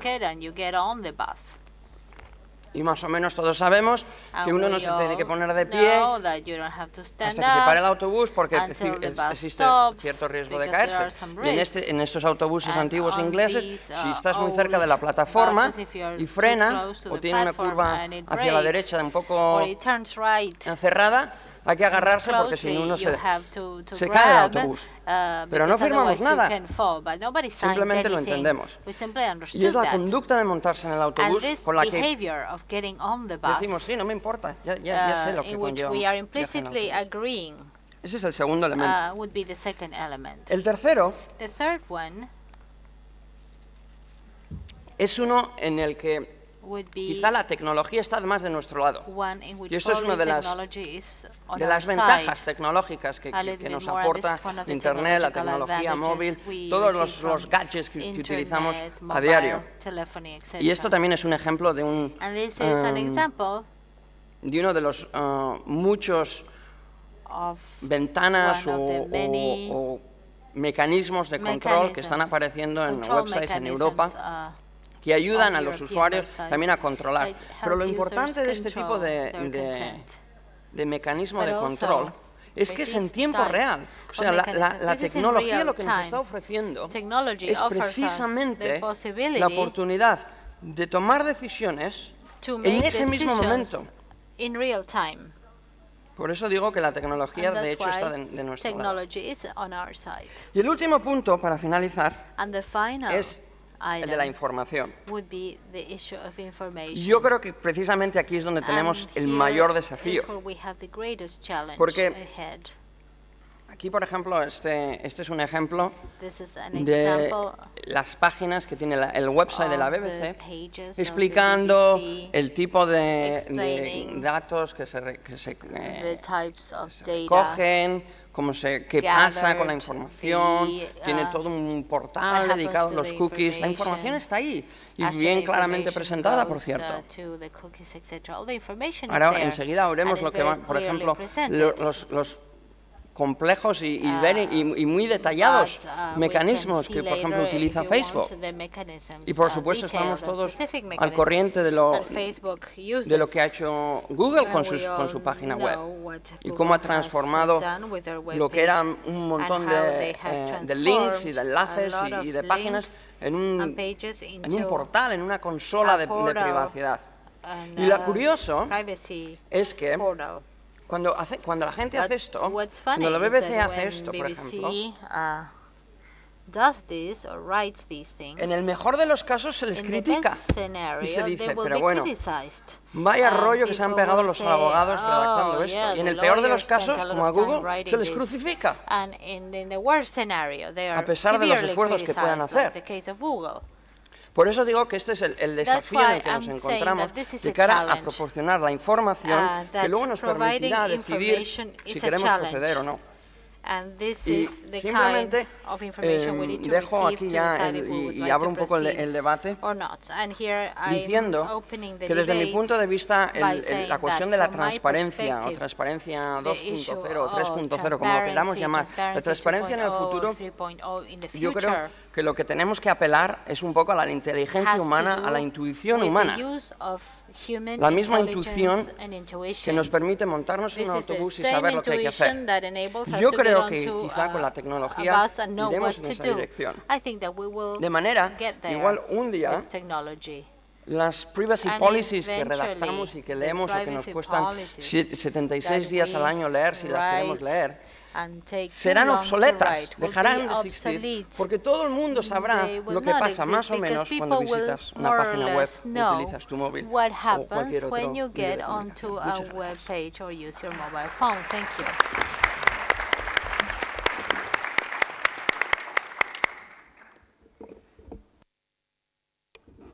Muchísimas gracias, Eduardo. Thank you, Eduardo, for your very clear presentation. El próximo orador es Stefan Verschuren, es vicepresidente de la Autoridad Belga de Protección de Datos. Se encuentra reemplazando al señor Willem de Broekelaere, que es el presidente de la Autoridad Belga de Protección de Datos, que no pudo venir. Así que, Stefan, tienes la palabra. Gracias. Merci. Alors, je suis très content d'avoir entendu l'exposé précédent d'Eduardo. Je vais essayer d'aller un peu plus loin que lui dans la réflexion et peut-être d'être un petit peu provocateur en vous parlant de la pratique en Belgique par rapport au consentement. Alors, on a dit et on dit beaucoup le consentement, règle, exception, en général ça doit être la règle. Eh bien, en Belgique, et je pense que c'est une tendance qui va aller grandissant en Europe, le consentement est considéré comme l'exception et non pas comme la règle. Alors, Ce point de vue est fondé sur une jurisprudence assez importante. La Commission belge traite à peu près 3000 plaintes par an depuis 20 ans. Elle indique qu'elle décide de règles de bonnes pratiques sectorielles quand la loi est muette et elle recommande au gouvernement, au Parlement, de prendre des dispositions légales quand il considère que c'est nécessaire. Alors, par rapport, bien entendu, à cette tendance historique qu'il y a eu à considérer le consentement comme une base de légitimité essentielle, comme la base de légitimité la plus importante, comme celle, en quelque sorte, qu'il fallait tout faire pour obtenir. Les autres bases de légitimité n'étaient pas suffisantes. Il n'était peut-être à la limite pas suffisant d'avoir un contrat signé avec le contrôleur, le responsable du traitement. Il n'était pas suffisant que celui-ci ait un intérêt légitime. Il fallait en plus souvent un consentement. Le renversement de notre position a conduit à ce qu'on considère aujourd'hui comme le consentement comme la base de légitimité dont on se méfie le plus quand on nous l'oppose. C'est lorsqu'un contrôleur vient nous dire voilà, le traitement que je réalise, je le fais sur base du consentement de la personne, c'est en principe le traitement dont on s'inquiète le plus et dont on s'inquiète le plus de savoir comment il est réalisé et pourquoi il est réalisé et sur quelle base réelle il est réalisé. Pourquoi est-ce que nous avons petit à petit développé cette position? D'abord parce que nous avons souvent constaté qu'il y avait une absence de véritable liberté de celui qui consent dans énormément de situations. Si vous consentez à ce que l'on traite vos données, vous pouvez participer à cette tombola. Vous recevrez un prix. Vous serez sélectionné parmi les participants de notre concours. On a remarqué aussi qu'il y avait souvent, très souvent, une absence de véritable information de la personne concernée. Est-ce que vous consentez à ce que l'on traite vos données pour faire du direct marketing? Mais ça veut tout et rien dire. On consentit pour faire du direct marketing. On ne sait pas où les données partent, on ne sait pas à qui elles sont confiées, on ne sait pas ce que ce marketing va représenter. Et donc, l'information véritable est en vérité très très floue et très très légère. Et on a constaté aussi que le consentement était souvent utilisé par les contrôleurs comme une possibilité de couvrir des vices et des problèmes dans le traitement des données. On nous a souvent opposé, alors ça fait sourire aujourd'hui, mais ce sont des situations réelles, on nous a souvent opposé des cas où la personne, dans le consentement qu'elle donnait, disait ceci: j'atteste de ne pas avoir été informé, mais je consens malgré tout. Donc le vice initial qu'il y avait dans les procédures à respecter pour bien traiter les données était en vérité couvert par le consentement de la personne, et ce consentement semblait petit à petit, alors qu'il était considéré comme la règle fondamentale et la base de tout traitement de données, semblait petit à petit être le moyen de contourner la véritable protection des personnes et les véritables mécanismes de protection des personnes et de protection de leurs droits. Alors, à côté du consentement et à la place de celui-ci, ce que nous essayons de valoriser, c'est un autre paradigme et qui, à mon avis, doit être le paradigme essentiel en matière de protection des données. C'est la maîtrise par la personne du traitement des données qui la concerne. Et la maîtrise par la personne du traitement des données qui la concerne ne passe pas nécessairement par le consentement. Aujourd'hui, on considère que deux éléments fondamentaux permettent cette maîtrise, la garantissent sans doute mieux qu'un consentement mal informé, qu'un consentement peu libre. Ces deux exigences sont d'abord la transparence, c'est quelque chose d'essentiel, savoir ce qui se passe, savoir où l'on va, savoir ce qui se fait, et savoir comment ça se passe. La transparence, c'est l'information. Une information réelle, pertinente et claire et complète est une exigence pour nous supérieure au fait de savoir si la personne a consenti ou pas. Comment a-t-elle été informée, quelle que soit la base de légitimité du traitement qui est réalisé. Et l'autre élément essentiel qui nous semble aujourd'hui être susceptible de garantir le mieux la maîtrise par la personne du traitement de ces données, c'est un droit d'opposition effectif au traitement. Ce n'est pas un consentement initial, ce n'est pas le fait de dire « oui, je consens à ce que mes données soient traitées dans des conditions parfois obscures ». Le véritable élément de maîtrise, c'est sans doute de pouvoir dire à un moment donné, quand on sait qu'il y a eu de l'information, de la transparence, quand on sait que les données sont traitées, le véritable élément essentiel de maîtrise, c'est sans doute de pouvoir dire « je m'oppose à ce que vous traitiez mes données, je m'oppose à ce que vous poursuiviez le traitement qui est en cours, que vous avez commencé, quelle que soit la base de légitimité que vous avez, parce que j'ai de bonnes raisons de m'y opposer, des raisons qui tiennent à mes droits fondamentaux. » Je vais vous donner quelques exemples tirés de la pratique belge. D'abord, un exemple tiré de la loi. La loi belge interdit de traiter des données sensibles, donc les données de santé, les données judiciaires, les données qui touchent à l'appartenance philosophique ou religieuse des personnes politiques. Et cette interdiction, dit la loi belge, ne peut pas être levée par le consentement de la personne. La personne ne peut pas renverser cette interdiction par son consentement, sauf dans un seul cas, c'est quand le traitement est réalisé à son avantage. Cette situation, cette interdiction de lever le consentement des données sensibles par le consentement de la personne intervient lorsqu'il y a un déséquilibre entre les deux parties. Bien entendu, l'exemple qu'on cite souvent, c'est la relation entre un employeur et un employé. Quand on est dans un contrat de travail, il est parfois difficile de refuser les sollicitations de son employeur. Et bien, c'est pour ça que la loi belge dit le consentement n'est pas valable dans ce cas, on ne peut pas lever l'interdiction dans ce cas. Alors, la Commission, quand la loi était silencieuse, a donné des recommandations sectorielles. Je vous en donne quelques exemples. La surveillance des travailleurs. Il ne s'agit pas de données sensibles ici, la cybersurveillance, la surveillance de l'utilisation des outils informatiques. La Commission a dit aussi que ce n'est pas le consentement qui est la base de légitimité du traitement. Ça ne sert à rien de dire qu'un travailleur doit consentir à sa propre surveillance. Dans le cadre d'une relation de travail, la relation est tout à fait déséquilibrée. Ce qui forme la base de légitimité, bien entendu, c'est le contrat de travail lui-même. L'employeur a un droit de surveillance sur son travailleur, mais le travailleur doit avoir une information claire sur la surveillance dont il est l'objet. Il doit avoir une capacité de s'opposer au traitement des données issues de cette surveillance si ce traitement lui semble illégitime.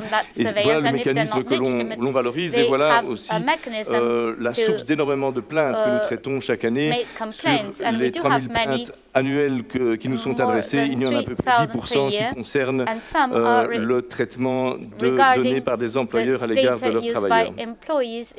Alors, je vous donne un autre exemple. L'enregistrement sonore de réunions comme celle-ci. Est-ce qu'on vous a donné votre consentement? Est-ce que vous nous a demandé votre consentement au fait qu'on allait enregistrer la réunion alors que vous alliez peut-être intervenir? Non, bien entendu. J'espère toutefois, si cette réunion est enregistrée, qu'on vous a prévenu, on vous en a informé et que vous avez le choix de vous opposer à la diffusion de vos propos si vous le souhaitez.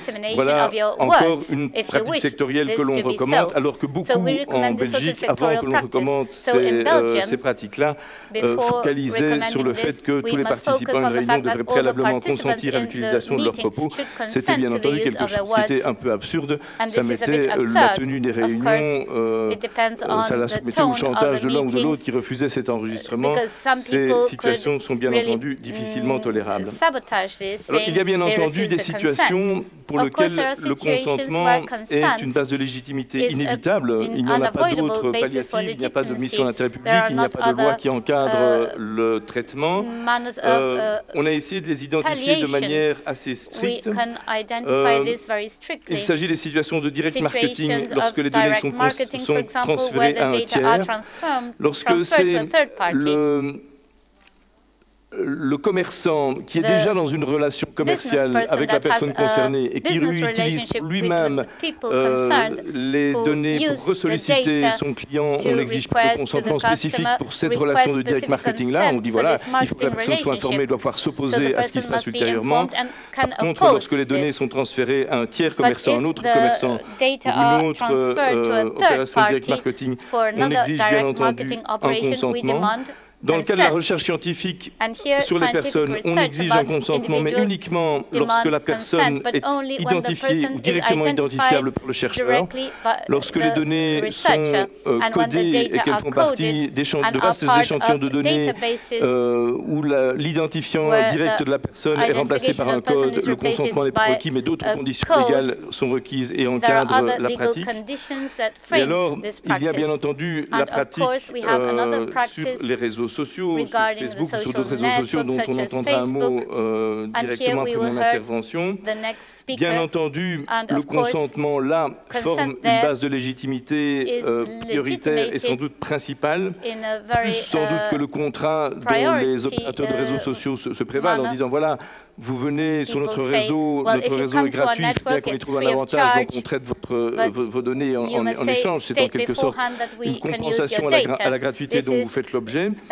Nous avons toujours considéré que cet échange-là était un échange assez inéquitable, parce que personne ne connaît la valeur que l'on donne au traitement des données que l'on cède lorsqu'on va sur un réseau social. C'est bien de dire en échange de la gratuité qu'on vous cède pour l'utilisation du réseau social, nous utilisons vos données, mais personne ne connaît la valeur de l'utilisation de ces données. Donc cet échange est assez inégal et on exige bien entendu là qu'il y ait un consentement spécifique, informé, libre et explicite, dira maintenant les futures normes européennes, mais il est très clair qu'on considérera toujours ce consentement comme étant non valide s'il n'est pas accompagné d'une information claire. Donc si l'information n'est pas claire, on déclassifiera le consentement, on considérera qu'il n'a pas été donné. Et si ce consentement n'est pas par ailleurs en toute matière accompagné d'un droit d'opposition effectif, c'est-à-dire d'un droit d'opposition qui puisse être exercé effectivement. On a beau avoir consenti à un moment à un traitement, on peut toujours avoir de bonnes raisons à un autre moment de s'y opposer, autant bien entendu qu'on ait des motifs et des raisons et un intérêt légitime à le faire. Voilà, je vous remercie de m'avoir écouté pendant ces 15 minutes.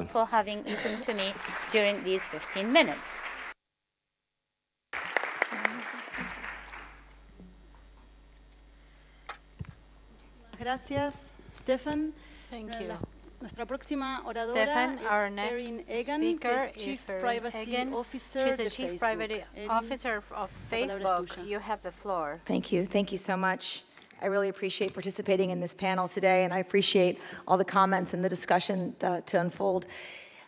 Facebook, we are a social service. Our mission is to help people connect and share, but we understand that if they don't trust that we will protect their information, if they don't understand how their information will be used, people won't use our service to connect and share. So building and maintaining trust is critical to our service. Ensuring that our users, that people understand how their information will be used is critical.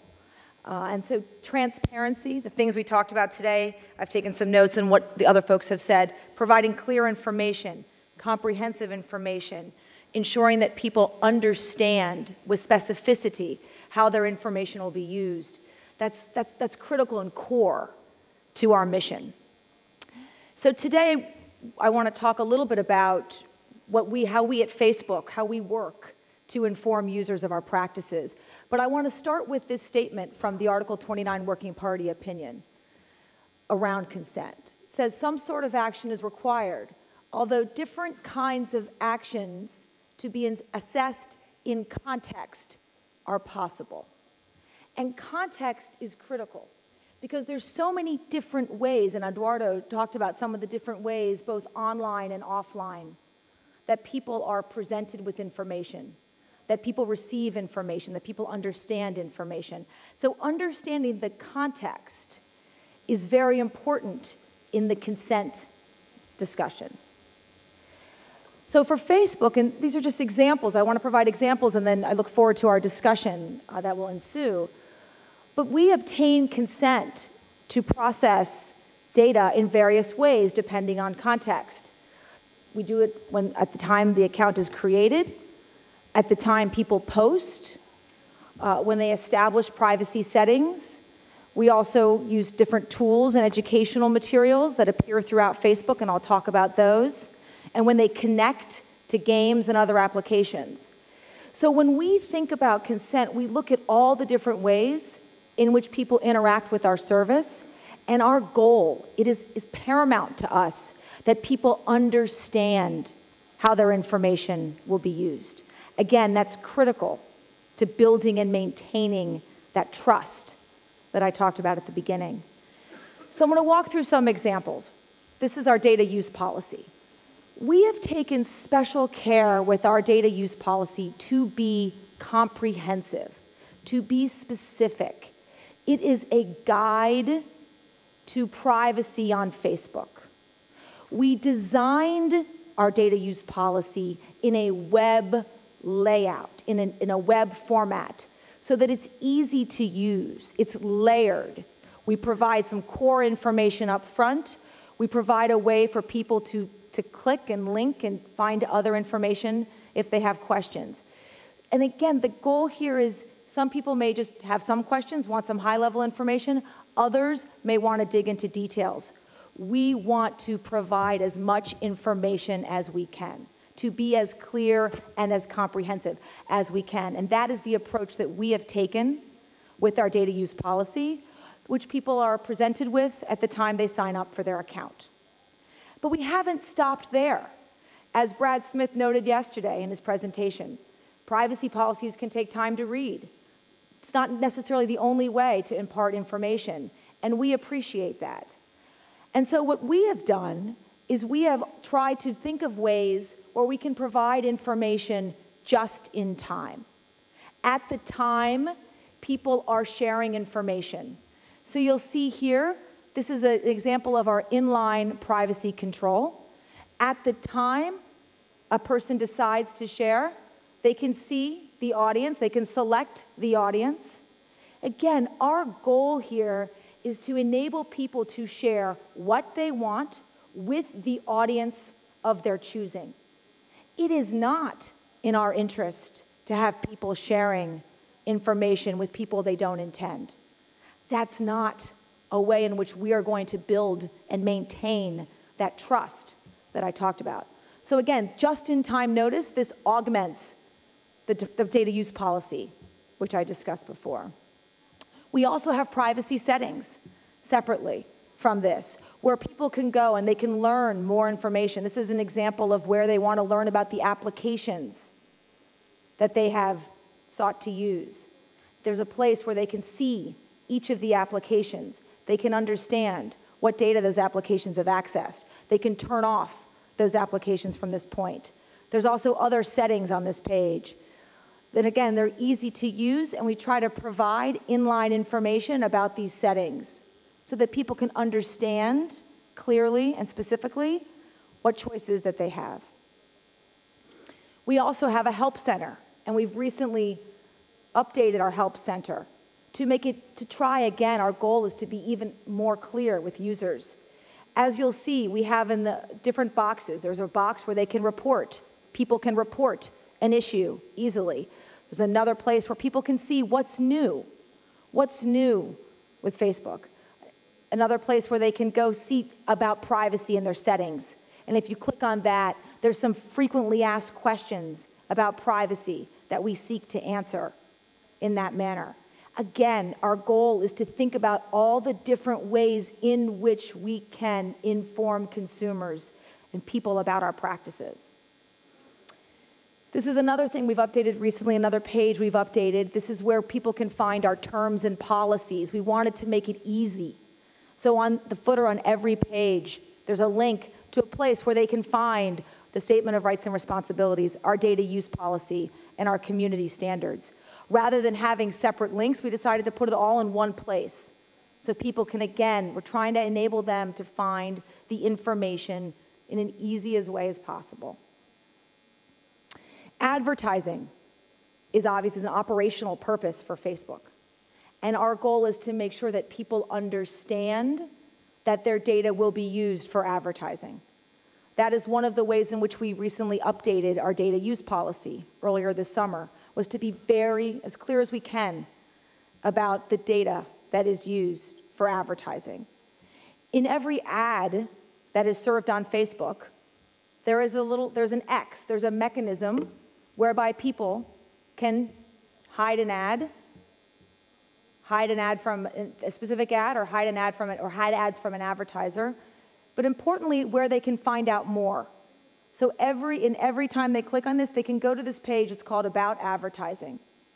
And it has a video there where we try to describe in plain language the data that is used for advertising.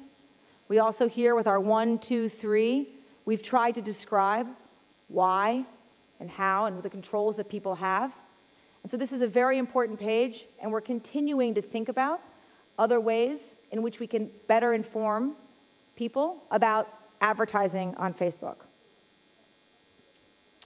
Download Your Information is another incredible tool. This is a mechanism whereby people can access the information that Facebook has collected about them. This is a robust tool, and this is the place where people can find out more, and they can get a copy of what they've shared on Facebook. We try to provide information about the mechanism whereby they can do this in as many places as we can so they can take advantage of it. Account deactivation and deletion is another topic. And again, this is part of our help center. We've called this out so people can understand easily and clearly how to deactivate their account, how to delete their account. Again, this is an example of how we're trying to impart core information to people in as clear and specific a way as we can, and many different ways, so that we can inform people about how we use their data and how they can control it, how they can access it, and how they can close their accounts.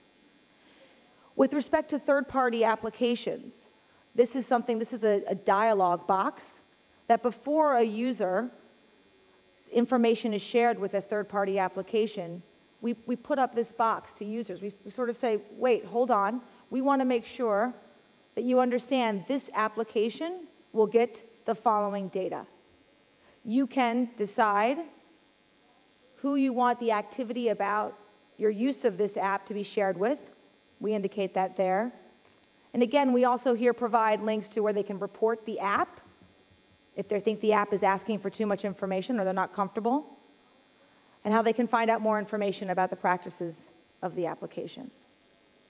So those are just some of the ways in which, again, we try to inform our users and in that way obtain consent from them for the processing of their data on Facebook. And thank you again so much for your time, and I look forward to our discussion.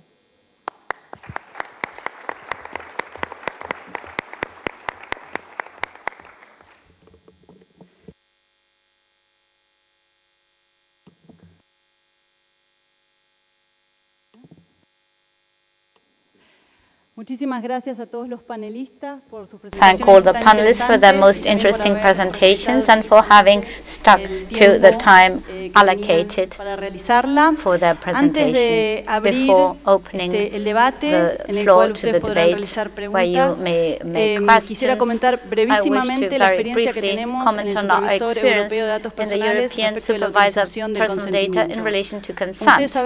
As you may know, the European Supervisor has two main roles. One, to provide counseling or advice to European institutions regarding the legal process, and then a control function in relation to data protection carried out by European agencies. This is a true data protection role, and because the people responsible for treatment are public agencies, the role of consent is truly limited, given that in most cases this disbalance mentioned by some of the presentations occurs, because the people responsible for treatment are public authorities but also employers, and that is why in most cases you need another basis for legitimacy to authorize or to give way to treatment, and there are some exceptions accepting consent when this has been correctly informed, and when there is no risk that the lack of consent by the holder of the data could give rise to a situation deleterious to the person. For example, we had a case where one of the agencies wished to use the pictures of their employers taken for a security objective for them to enter the buildings, and wanted to use the pictures, the photographs, to be placed in the intranet to identify all the employees. The agency gave a negative view. They said this couldn't be an opt-out solution, but that the person had to give a positive consent. So the position in these cases is always to have a restrictive approach. I now invite you then to make your comments and questions in relation to the presentations we have heard.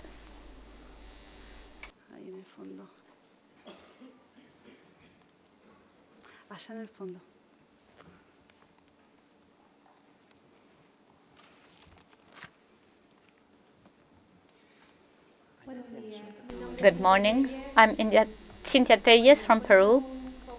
I will tell you what is occurring in my country. Last year, personal data protection law was adopted, and now the authority is formulating the draft regulation included in this law. Law requires that consent be expressed prior and informed in order to be valid. And 1 month ago, with the draft law in hand, we see a new requirement, and there were many questions.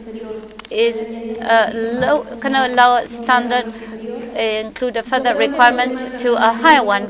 And the issue is because the law was approved by the previous administration, and this regulation entailed a change in administration. So I think this may occur elsewhere in other Latin American countries where there is no continuity.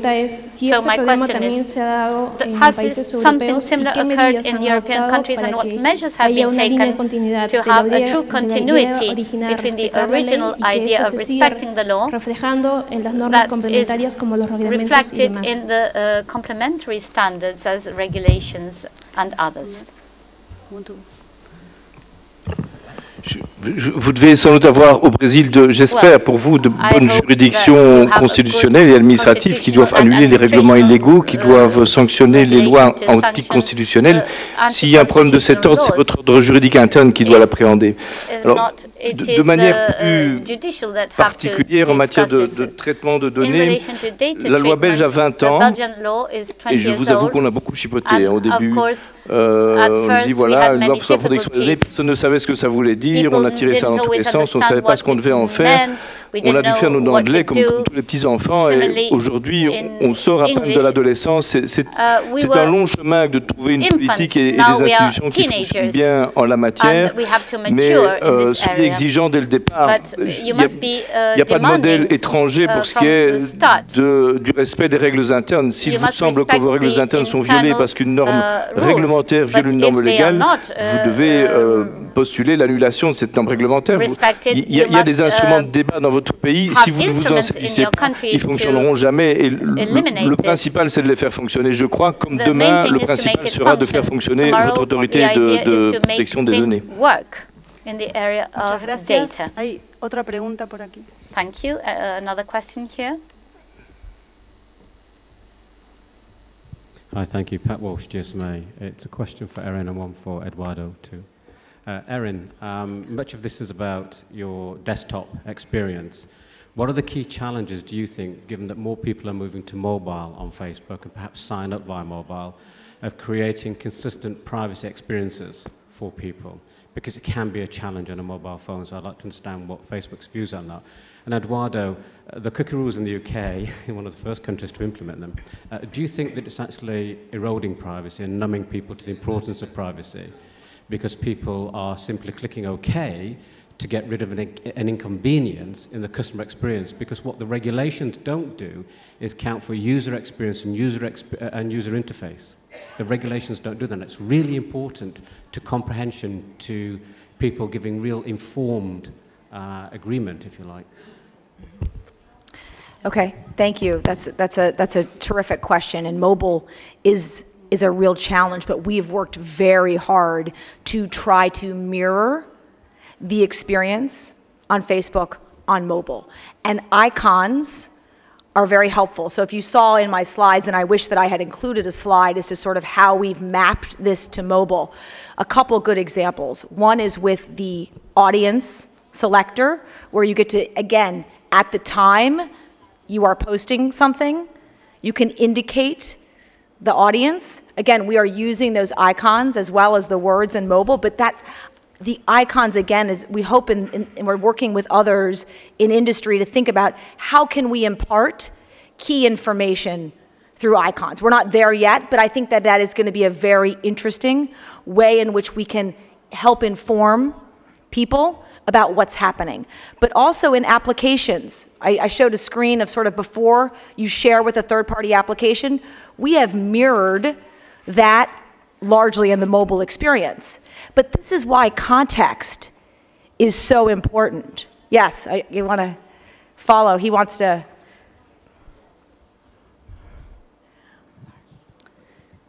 Well, let me give you a bit of context, because context is really key, isn't it? Yeah.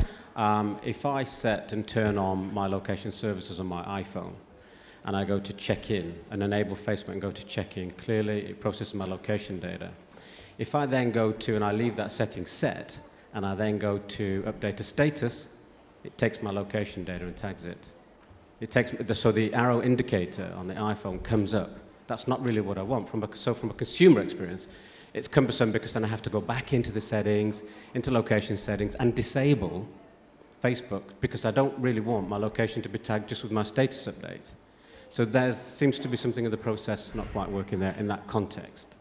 Yeah, and again, our goal is to ensure that you understand that if data about your location is going to be posted, again, you see it, you'll see it there, and there is a mechanism through which you can go back and not have that information posted, or not post, or check in to some. You don't have to check in. So again, our goal is so that you can, a person can understand what data they are sharing and choose the audience with whom to share. But again, it is a challenge on mobile, and we're continuing to think through how can we make it simpler?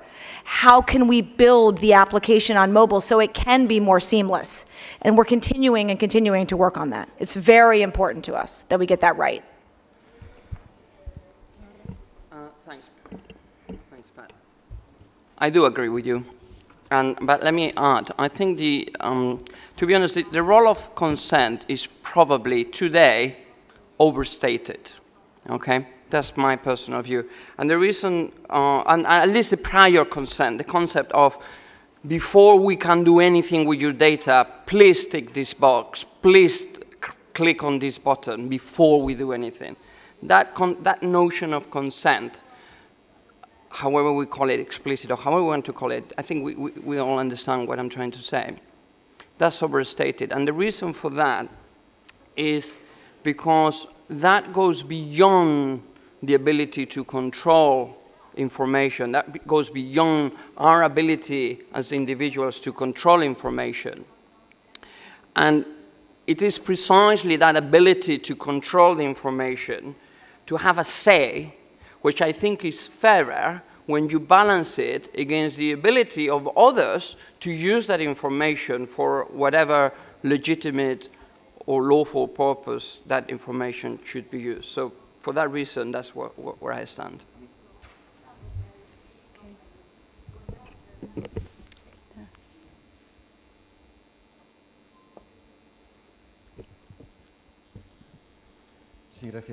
Thank you. This is addressed for Eduardo Musaran and the representative from the Belgian authority. People have mentioned that consent isn't always or should be the main heading to enable the legitimate treatment of data. This is very concrete. What is your opinion about the proposal for a new regulation, including Articles 4 and 8, if I'm not wrong, demands not only that consent be unequivocal, as required in the guideline, but free, specific, informed, and express, or explicit, or manifest. Does this mean that we will demand that consent be manifest, giving then adelante sin distinguir siquiera entre datos sensibles y datos no sensibles?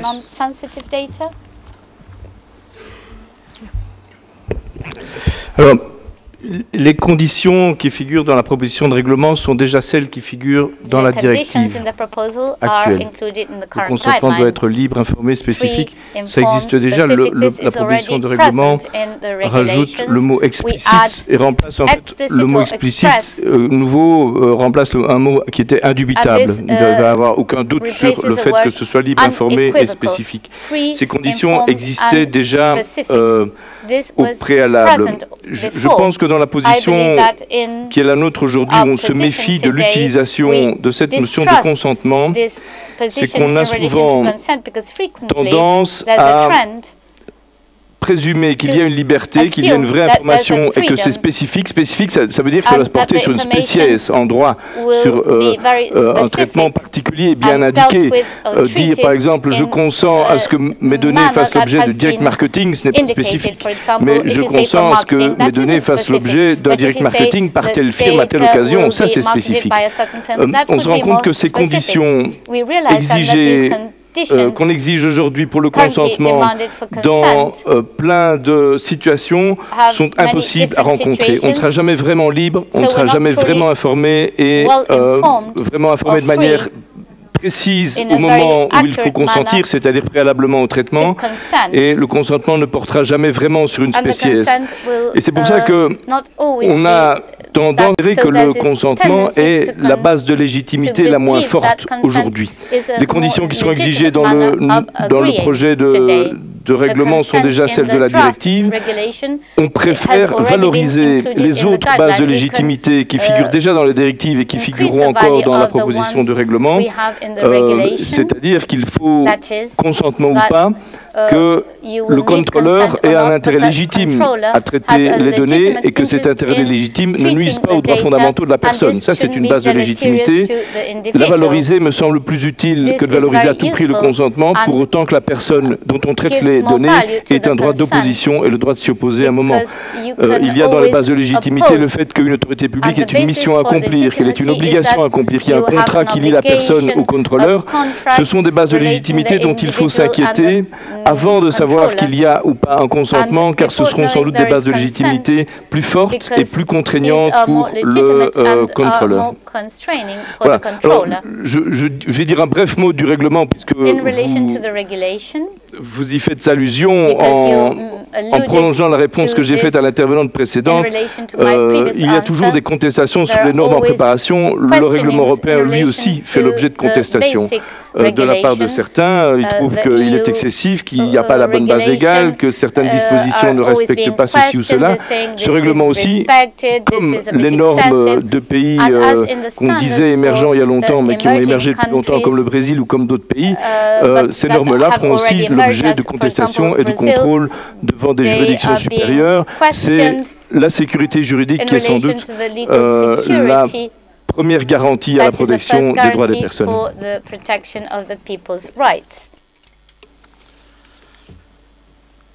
El problema es que la palabra explícito es una palabra muy emocional. Ese es el problema. Y lo digo porque la manera en la que normalmente interpretamos los abogados en esta rama la palabra explícito, automáticamente pensamos en una casilla en la que hacemos un tick, en un botón en internet que tenemos que hacer, apretarlo, y esa es un poco la manera en la que muchas veces se interpreta, cuando en realidad el consentimiento es el consentimiento. Es lo que, como decía antes, es la facultad de decidir. Es la facultad de decir, pues sí, no me importa, o no quiero que me pase esto. Y esa decisión, como he dicho antes también, se tiene que derivar de una conducta. O sea, para que otros sepan si realmente estás de acuerdo o das el permiso o algo, tu conducta, de alguna manera, tiene que dar a entender a otros que realmente sí que estás de acuerdo. Entonces, eso se puede hacer con un tip box, con andando por la estación de Euston en Londres o haciéndome miembro de Facebook. Eso se puede hacer de muchas maneras. La cuestión es que en ese caso es la conducta. Y entonces no me importa si lo llamamos explícito o implícito, porque en realidad el consentimiento es el consentimiento. O sea que el problema es que es si realmente vemos la palabra explícito o identificamos la palabra explícito con el ticking of a box. Ese es el explicit or implicit by ticking or not ticking a box.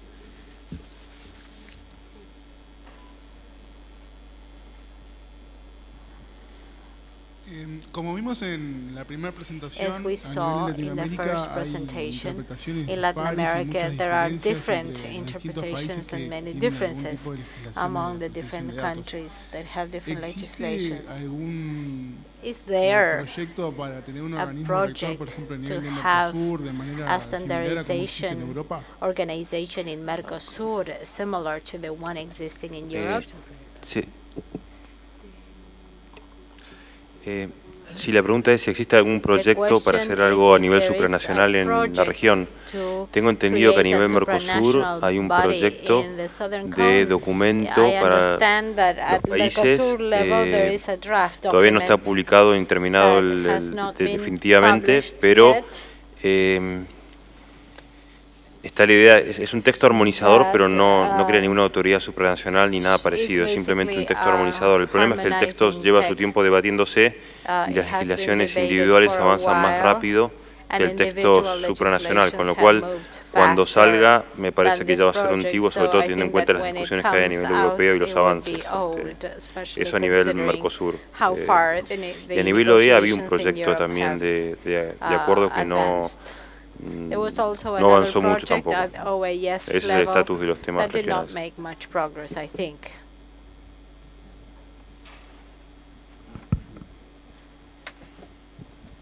¿Qué tal? Buenas. Rodrigo Ojeda de México. Una pregunta, dada la naturaleza de los flujos internacionales de información y la característica global de empresas, por ejemplo, como Facebook, el sentido de hasta dónde se extiende el concepto de consentimiento cuando la información está depositada en otros países o incluso cuando se trata de hacer el uso de la información en países distintos donde esta fue recolectada.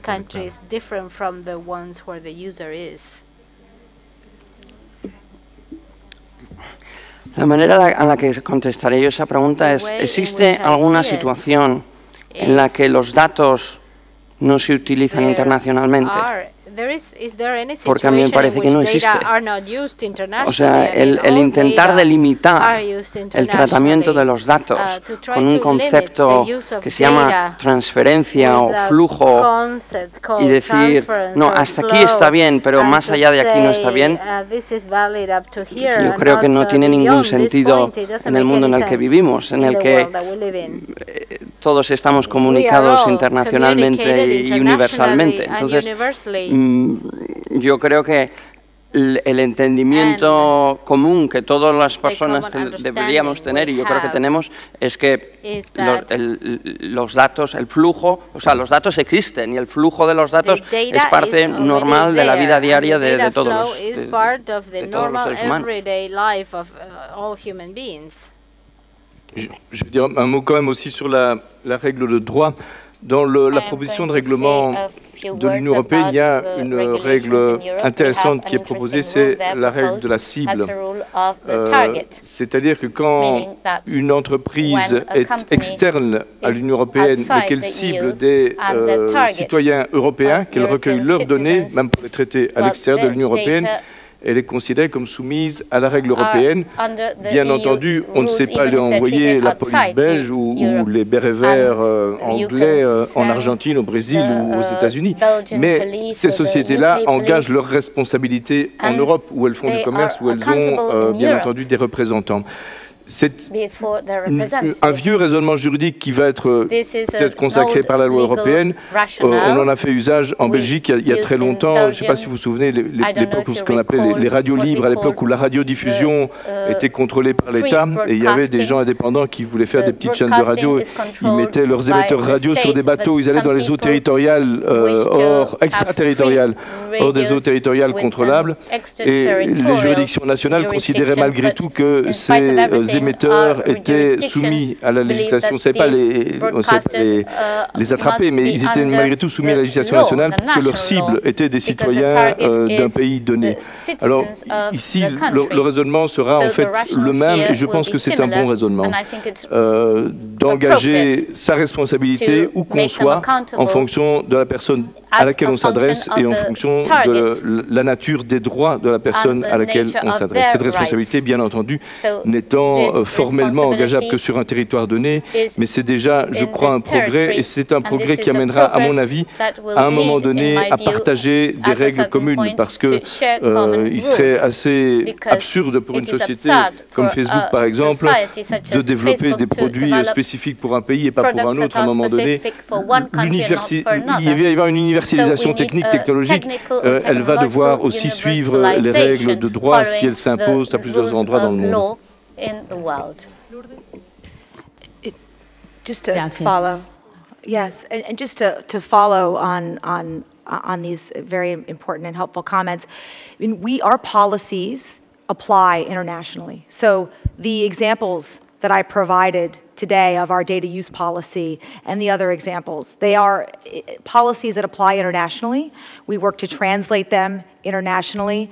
We have gone through a very comprehensive process with our lead regulator in Ireland. We have subjected ourselves to jurisdiction, to EU law, but we have our lead regulator in Ireland, a very comprehensive audit that required specific updates to, for example, our data use policy to be more specific, to be more clear.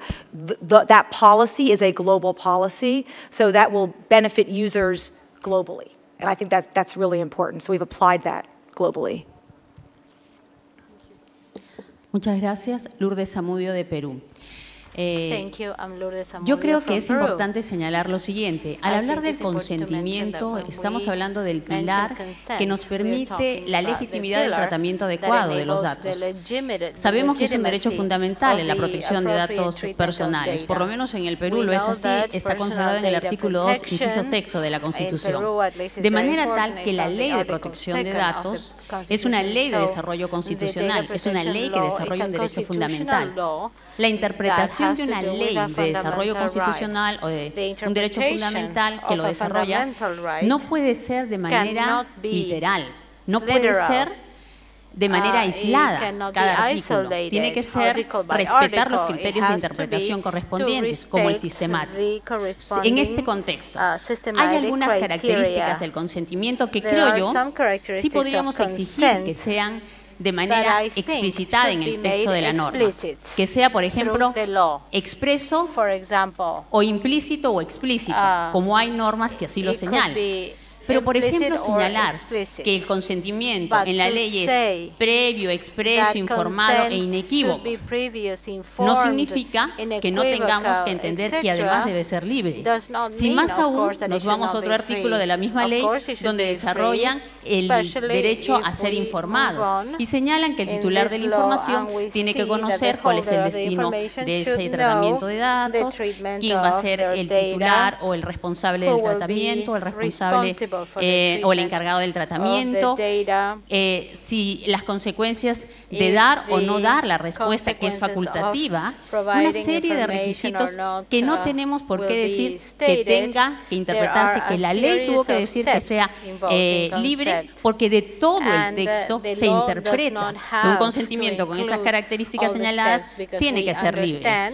Y de manera tal, en el reglamento, en nuestro caso el reglamento es una norma de segundo nivel, tercer nivel jerárquico, es un decreto, no es como el reglamento que ustedes tienen, o la mayoría en Europa, ¿verdad? Es una norma de tercer nivel jerárquico que desarrolla la ley, evidentemente sin desnaturalizarla, sin contradecirla, sino la va regulando y evidentemente hay varios artículos de la ley que dicen el reglamento puede añadir otros elementos que le den sentido. ¿No? Yo creo que es importante. Muchas gracias. Stefan quería también agregar.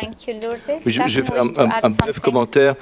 J'ai commencé mon exposé en vous disant que la Commission belge recevait 3000 plaintes par an, les traités, donc on rend à peu près 3000 décisions individuelles par an. Mon grand conseil dans ces débats sur le consentement, je suis content qu'il y ait deux avocats ici qui fassent part de leur métier, c'est apprécier ce concept vraiment au cas par cas. Appréciez-le, analysez la manière dont il se matérialise. Les débats théoriques sur le consentement, en général, ne mènent pas très loin. C'est vrai, c'est très sentimental. Le consentement, ça vient du cœur, c'est ma liberté. Mais effectivement, dans un contexte, il faut apprécier la réelle liberté avec laquelle on l'a donnée, la réelle information qui a été donnée, et c'est ça qui doit permettre d'apprécier la validité de cette base de légitimité. Tous les débats sur le consentement devraient partir, non pas d'exposés théoriques, mais de cas concrets, de cas matériels. Il n'y a que la jurisprudence qui doit pouvoir former à un moment donné une bonne opinion sur ce que cette base de légitimité veut dire. Gracias. Tenemos la oportunidad de recibir dos preguntas más. Había una persona ahí, no sé dónde está el micrófono. Microphone, please. Ahí, bueno, y después aquí adelante. In front. My name is Cedric Lauren. This is a question for Stefan Verschuren and Erin Egan. I think that consent implies receiving first good information, adequate information about processing, about the processing that's done of your information. It also includes the right to obtain access to your data, but not only the data that you put on a profile, but also all the metadata, data that's built by the company about you. And in the case of Facebook, there is a case in Europe that a student, 23-year-old student, brought against Facebook before the Irish authority, which actually led Facebook to change their privacy policy, which led them also to change the policy they had with respect to facial recognition. So thanks to this European David, we reached a good result in Europe with respect to facial recognition. But still, there is a lot of information that Facebook will not provide to Facebook users. It's information that the student received inadvertently due to a Facebook employee's mistake, probably a 1,200-page document about about 80 or 90 categories of information, which included about 30, 35 pieces of information of the data he had himself provided, but then the rest of the information was metadata. And in the download page of the Facebook website, it's still not possible for the user to get access to that information. And I think this is part, getting access to all that information is included in the right to get access to your data, and is part of enabling the user to get the full information in order for him to provide consent. Thank you. Yes, thank you. And again, thank you for the question. It's a really important point. Transparency includes the right to access, and we are committed to offering that. And through our work with our lead data protection regulator in Ireland, who did look at the questions that were raised about the level of information that we were providing, we improved our download your information tool. So we do now provide access to the metadata. And I think that we think we've gone really, it's quite robust. It's amazingly robust in terms of the amount of information and access that we provide. So we have improved the tool to provide access to all the metadata that you're talking about.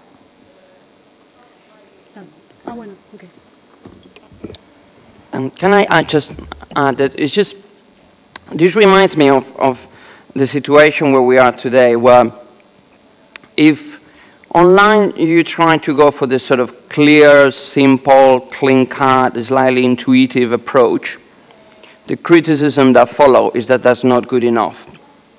If you go for this sort of very detailed, that sort of the lawyer approach, the litigator's approach, right? Let's just throw in everything so that we cannot be accused that we haven't been comprehensive. Then it's too much. It's not clear enough. It's going to take us 76 days to read that. We can't win, right? We can't win. I think it's important as part of this debate to try to put aside the fact that this is not about accusing those that are doing too little or doing too much, but trying to find what that middle ground is in terms of content, in terms of presentation, in terms of language, in terms of everything else, so that it becomes more intuitive and it becomes more of a normal thing. But I think it's really, really important to try to look at this debate from that angle. The word context has been mentioned a couple of times here this morning in terms of consent. And I was just wondering if anyone had any comments about the social context in which consent is given. And I think it's possible that at times there may be almost a social coercion towards consent. If you take, for example, the fact that more and more of the social life of society has moved online, and for example in Canada, I guess one of the main forums, within which that social interaction takes place is Facebook. And I don't know what the exact numbers are, but my sense is that within certain age groups, in order to fully participate in society right now, you almost have to be on Facebook in order to know what's going on in your social group. So is the consent, when you join Facebook, how meaningful is that consent? Young people, if you're 18 today and you want to, in Canada, and you want to participate in the social life of your community, you pretty well have to join Facebook. And you will give consent to whatever is asked of you, you will consent to it in order to join Facebook. So I was just wondering if there are any comments as to how meaningful that, is it really a choice even anymore at that level? And if there is an issue there, what can we do about it? Voilà, c'est un bon exemple, celui-là, pour illustrer à nouveau le raisonnement que l'on tient en Belgique et dans d'autres pays d'Europe pour dire que le consentement n'est pas vraiment libre. Et pour ça, l'exemple de l'étudiant européen, c'était un Autrichien, je crois, qui à un moment donné interpellé Facebook sur ce que Facebook faisait de ses métadonnées, est aussi un bon exemple de la politique que l'on suit. An example of our policy, and of course, social. On peut difficilement éviter d'aller sur Facebook quand on appartient à une certaine catégorie d'âge ou à une certaine catégorie sociale. On consent à peu près à n'importe quoi. Je veux dire, dans le contexte du travail, les gens ils préfèrent avoir un salaire et savoir comment ils vont se nourrir, envoyer leurs enfants à l'école et se loger, plutôt que de consentir ou de ne pas consentir à ce que leurs données soient traitées par leurs employeurs. Il y a toujours une contextualisation sociale qu'il faut prendre en compte. C'est ce qui nous amène à dire cet exemple-là parmi d'autres que le consentement est une base de légitimité faible et qu'elle doit absolument être accompagnée d'une information, c'est-à-dire de droits de suite effectifs, de ces droits d'accès dont cet étudiant européen fait usage pour dire que faites-vous de mes données. C'est là que l'information sera réelle. Au moment où on consent, on n'a pas une information complète sur ce qui se passe. Quand on utilise ce droit d'accès, que faites-vous de mes données, l'information là doit être réelle et il faut à ce moment-là avoir un véritable droit d'opposition, le droit de pouvoir dire non, stop, vous devez arrêter, vous ne pouvez pas continuer. C'est bien entendu ça qui sont les palliatifs à un consentement qui est la plupart du temps généralement contestable dans la plénitude de ce qu'il devrait représenter en principe et qu'il ne représente pas la plupart du temps. Pablo, un último comentario. A last comment, Pablo. Un comentario al planteo que hizo el señor sobre el tema de entrar o no en Facebook. Y bueno, yo entiendo el planteo, pero el problema es que en realidad la gente tiene consentimiento y el consentimiento, que un poco explicaba Eduardo, implica el ejercicio de una libertad, decir sí o no, con lo cual uno puede decir sí o no, consentir o no. Puede ser que exista esa presión social o esa cohesión social para entrar, porque si no uno se queda afuera. Pero, ¿cómo se regula? No se puede regular eso, porque por esencia el consentimiento es facultad de elegir. Nosotros tenemos un concepto en Latinoamérica que es el orden público, que también existe en Europa, por el cual cuando hay orden público se asume de que hay un conjunto de principios que son inamovibles y irrenunciables, ¿no? Pero eso es en cierta medida contradictorio con el propio consentimiento, porque piense, por ejemplo, en el derecho al laboral. El trabajador está protegido y no puede renunciar a sus vacaciones, al plazo de maternidad y a un montón de cosas que están dadas, y si renuncia es nulo. O sea, si el trabajador lo pone por escrito y lo firma, es nulo. Pero en las leyes de protección de datos, donde tenemos consentimiento y tenemos orden público, hay una cierta contradicción entre esa inamovilidad y la posibilidad de consentir. Porque ¿para qué tengo consentimiento si puedo consentir? ¿Y para qué digo que es orden público si no podría consentir? Entonces, ¿cuál de los dos vale? Entonces, yo creo que el consentimiento del usuario tal vez se salva cuando es informado, cuando cumplimos con una serie de pautas que el legislador dentro del orden público estableció que es informado. Entonces, si uno entra y hace algo o usa un servicio tecnológico, bueno, es libre de usarlo. Lo más importante es que esté informado y que tenga choices, que tenga opciones para hacer o deshacer cosas, pero siempre es consentimiento y siempre entiendo que está íncito ahí, ¿no? No sé si quedó claro. Es más un planteo que una respuesta, ¿no? Gracias, Pablo. Erin y Eduardo me piden hacer dos brevísimos comentarios, así que... Erin and Eduardo are asking me to make two very brief comments. Yes, very brief. Thank you. Thank you. I just wanted to emphasize that we are continuing to innovate around ways to inform users of our practices. And what's interesting is there have been some studies in the United States showing that actually younger audiences are taking advantage, more so than perhaps others, of those controls. So they're understanding, they're choosing who to share with, and so they're understanding the technology. But again, I think the key point I just want to leave with is, as we think about regulating around consent, understand that technology and innovation is something that I think can provide real opportunities in the future around informing users, including younger audiences, including on mobile, about data practices and obtaining their consent. So allowing that innovation to continue is really important. Thank you. It's a great question. I particularly like the bit about what can we do about it. What I think we can do about it is we need to focus on all of the other rules that contribute to make the use of data fair and lawful and safe and proportional and everything else. That's what we should be doing. Bueno, muchas gracias, Eduardo.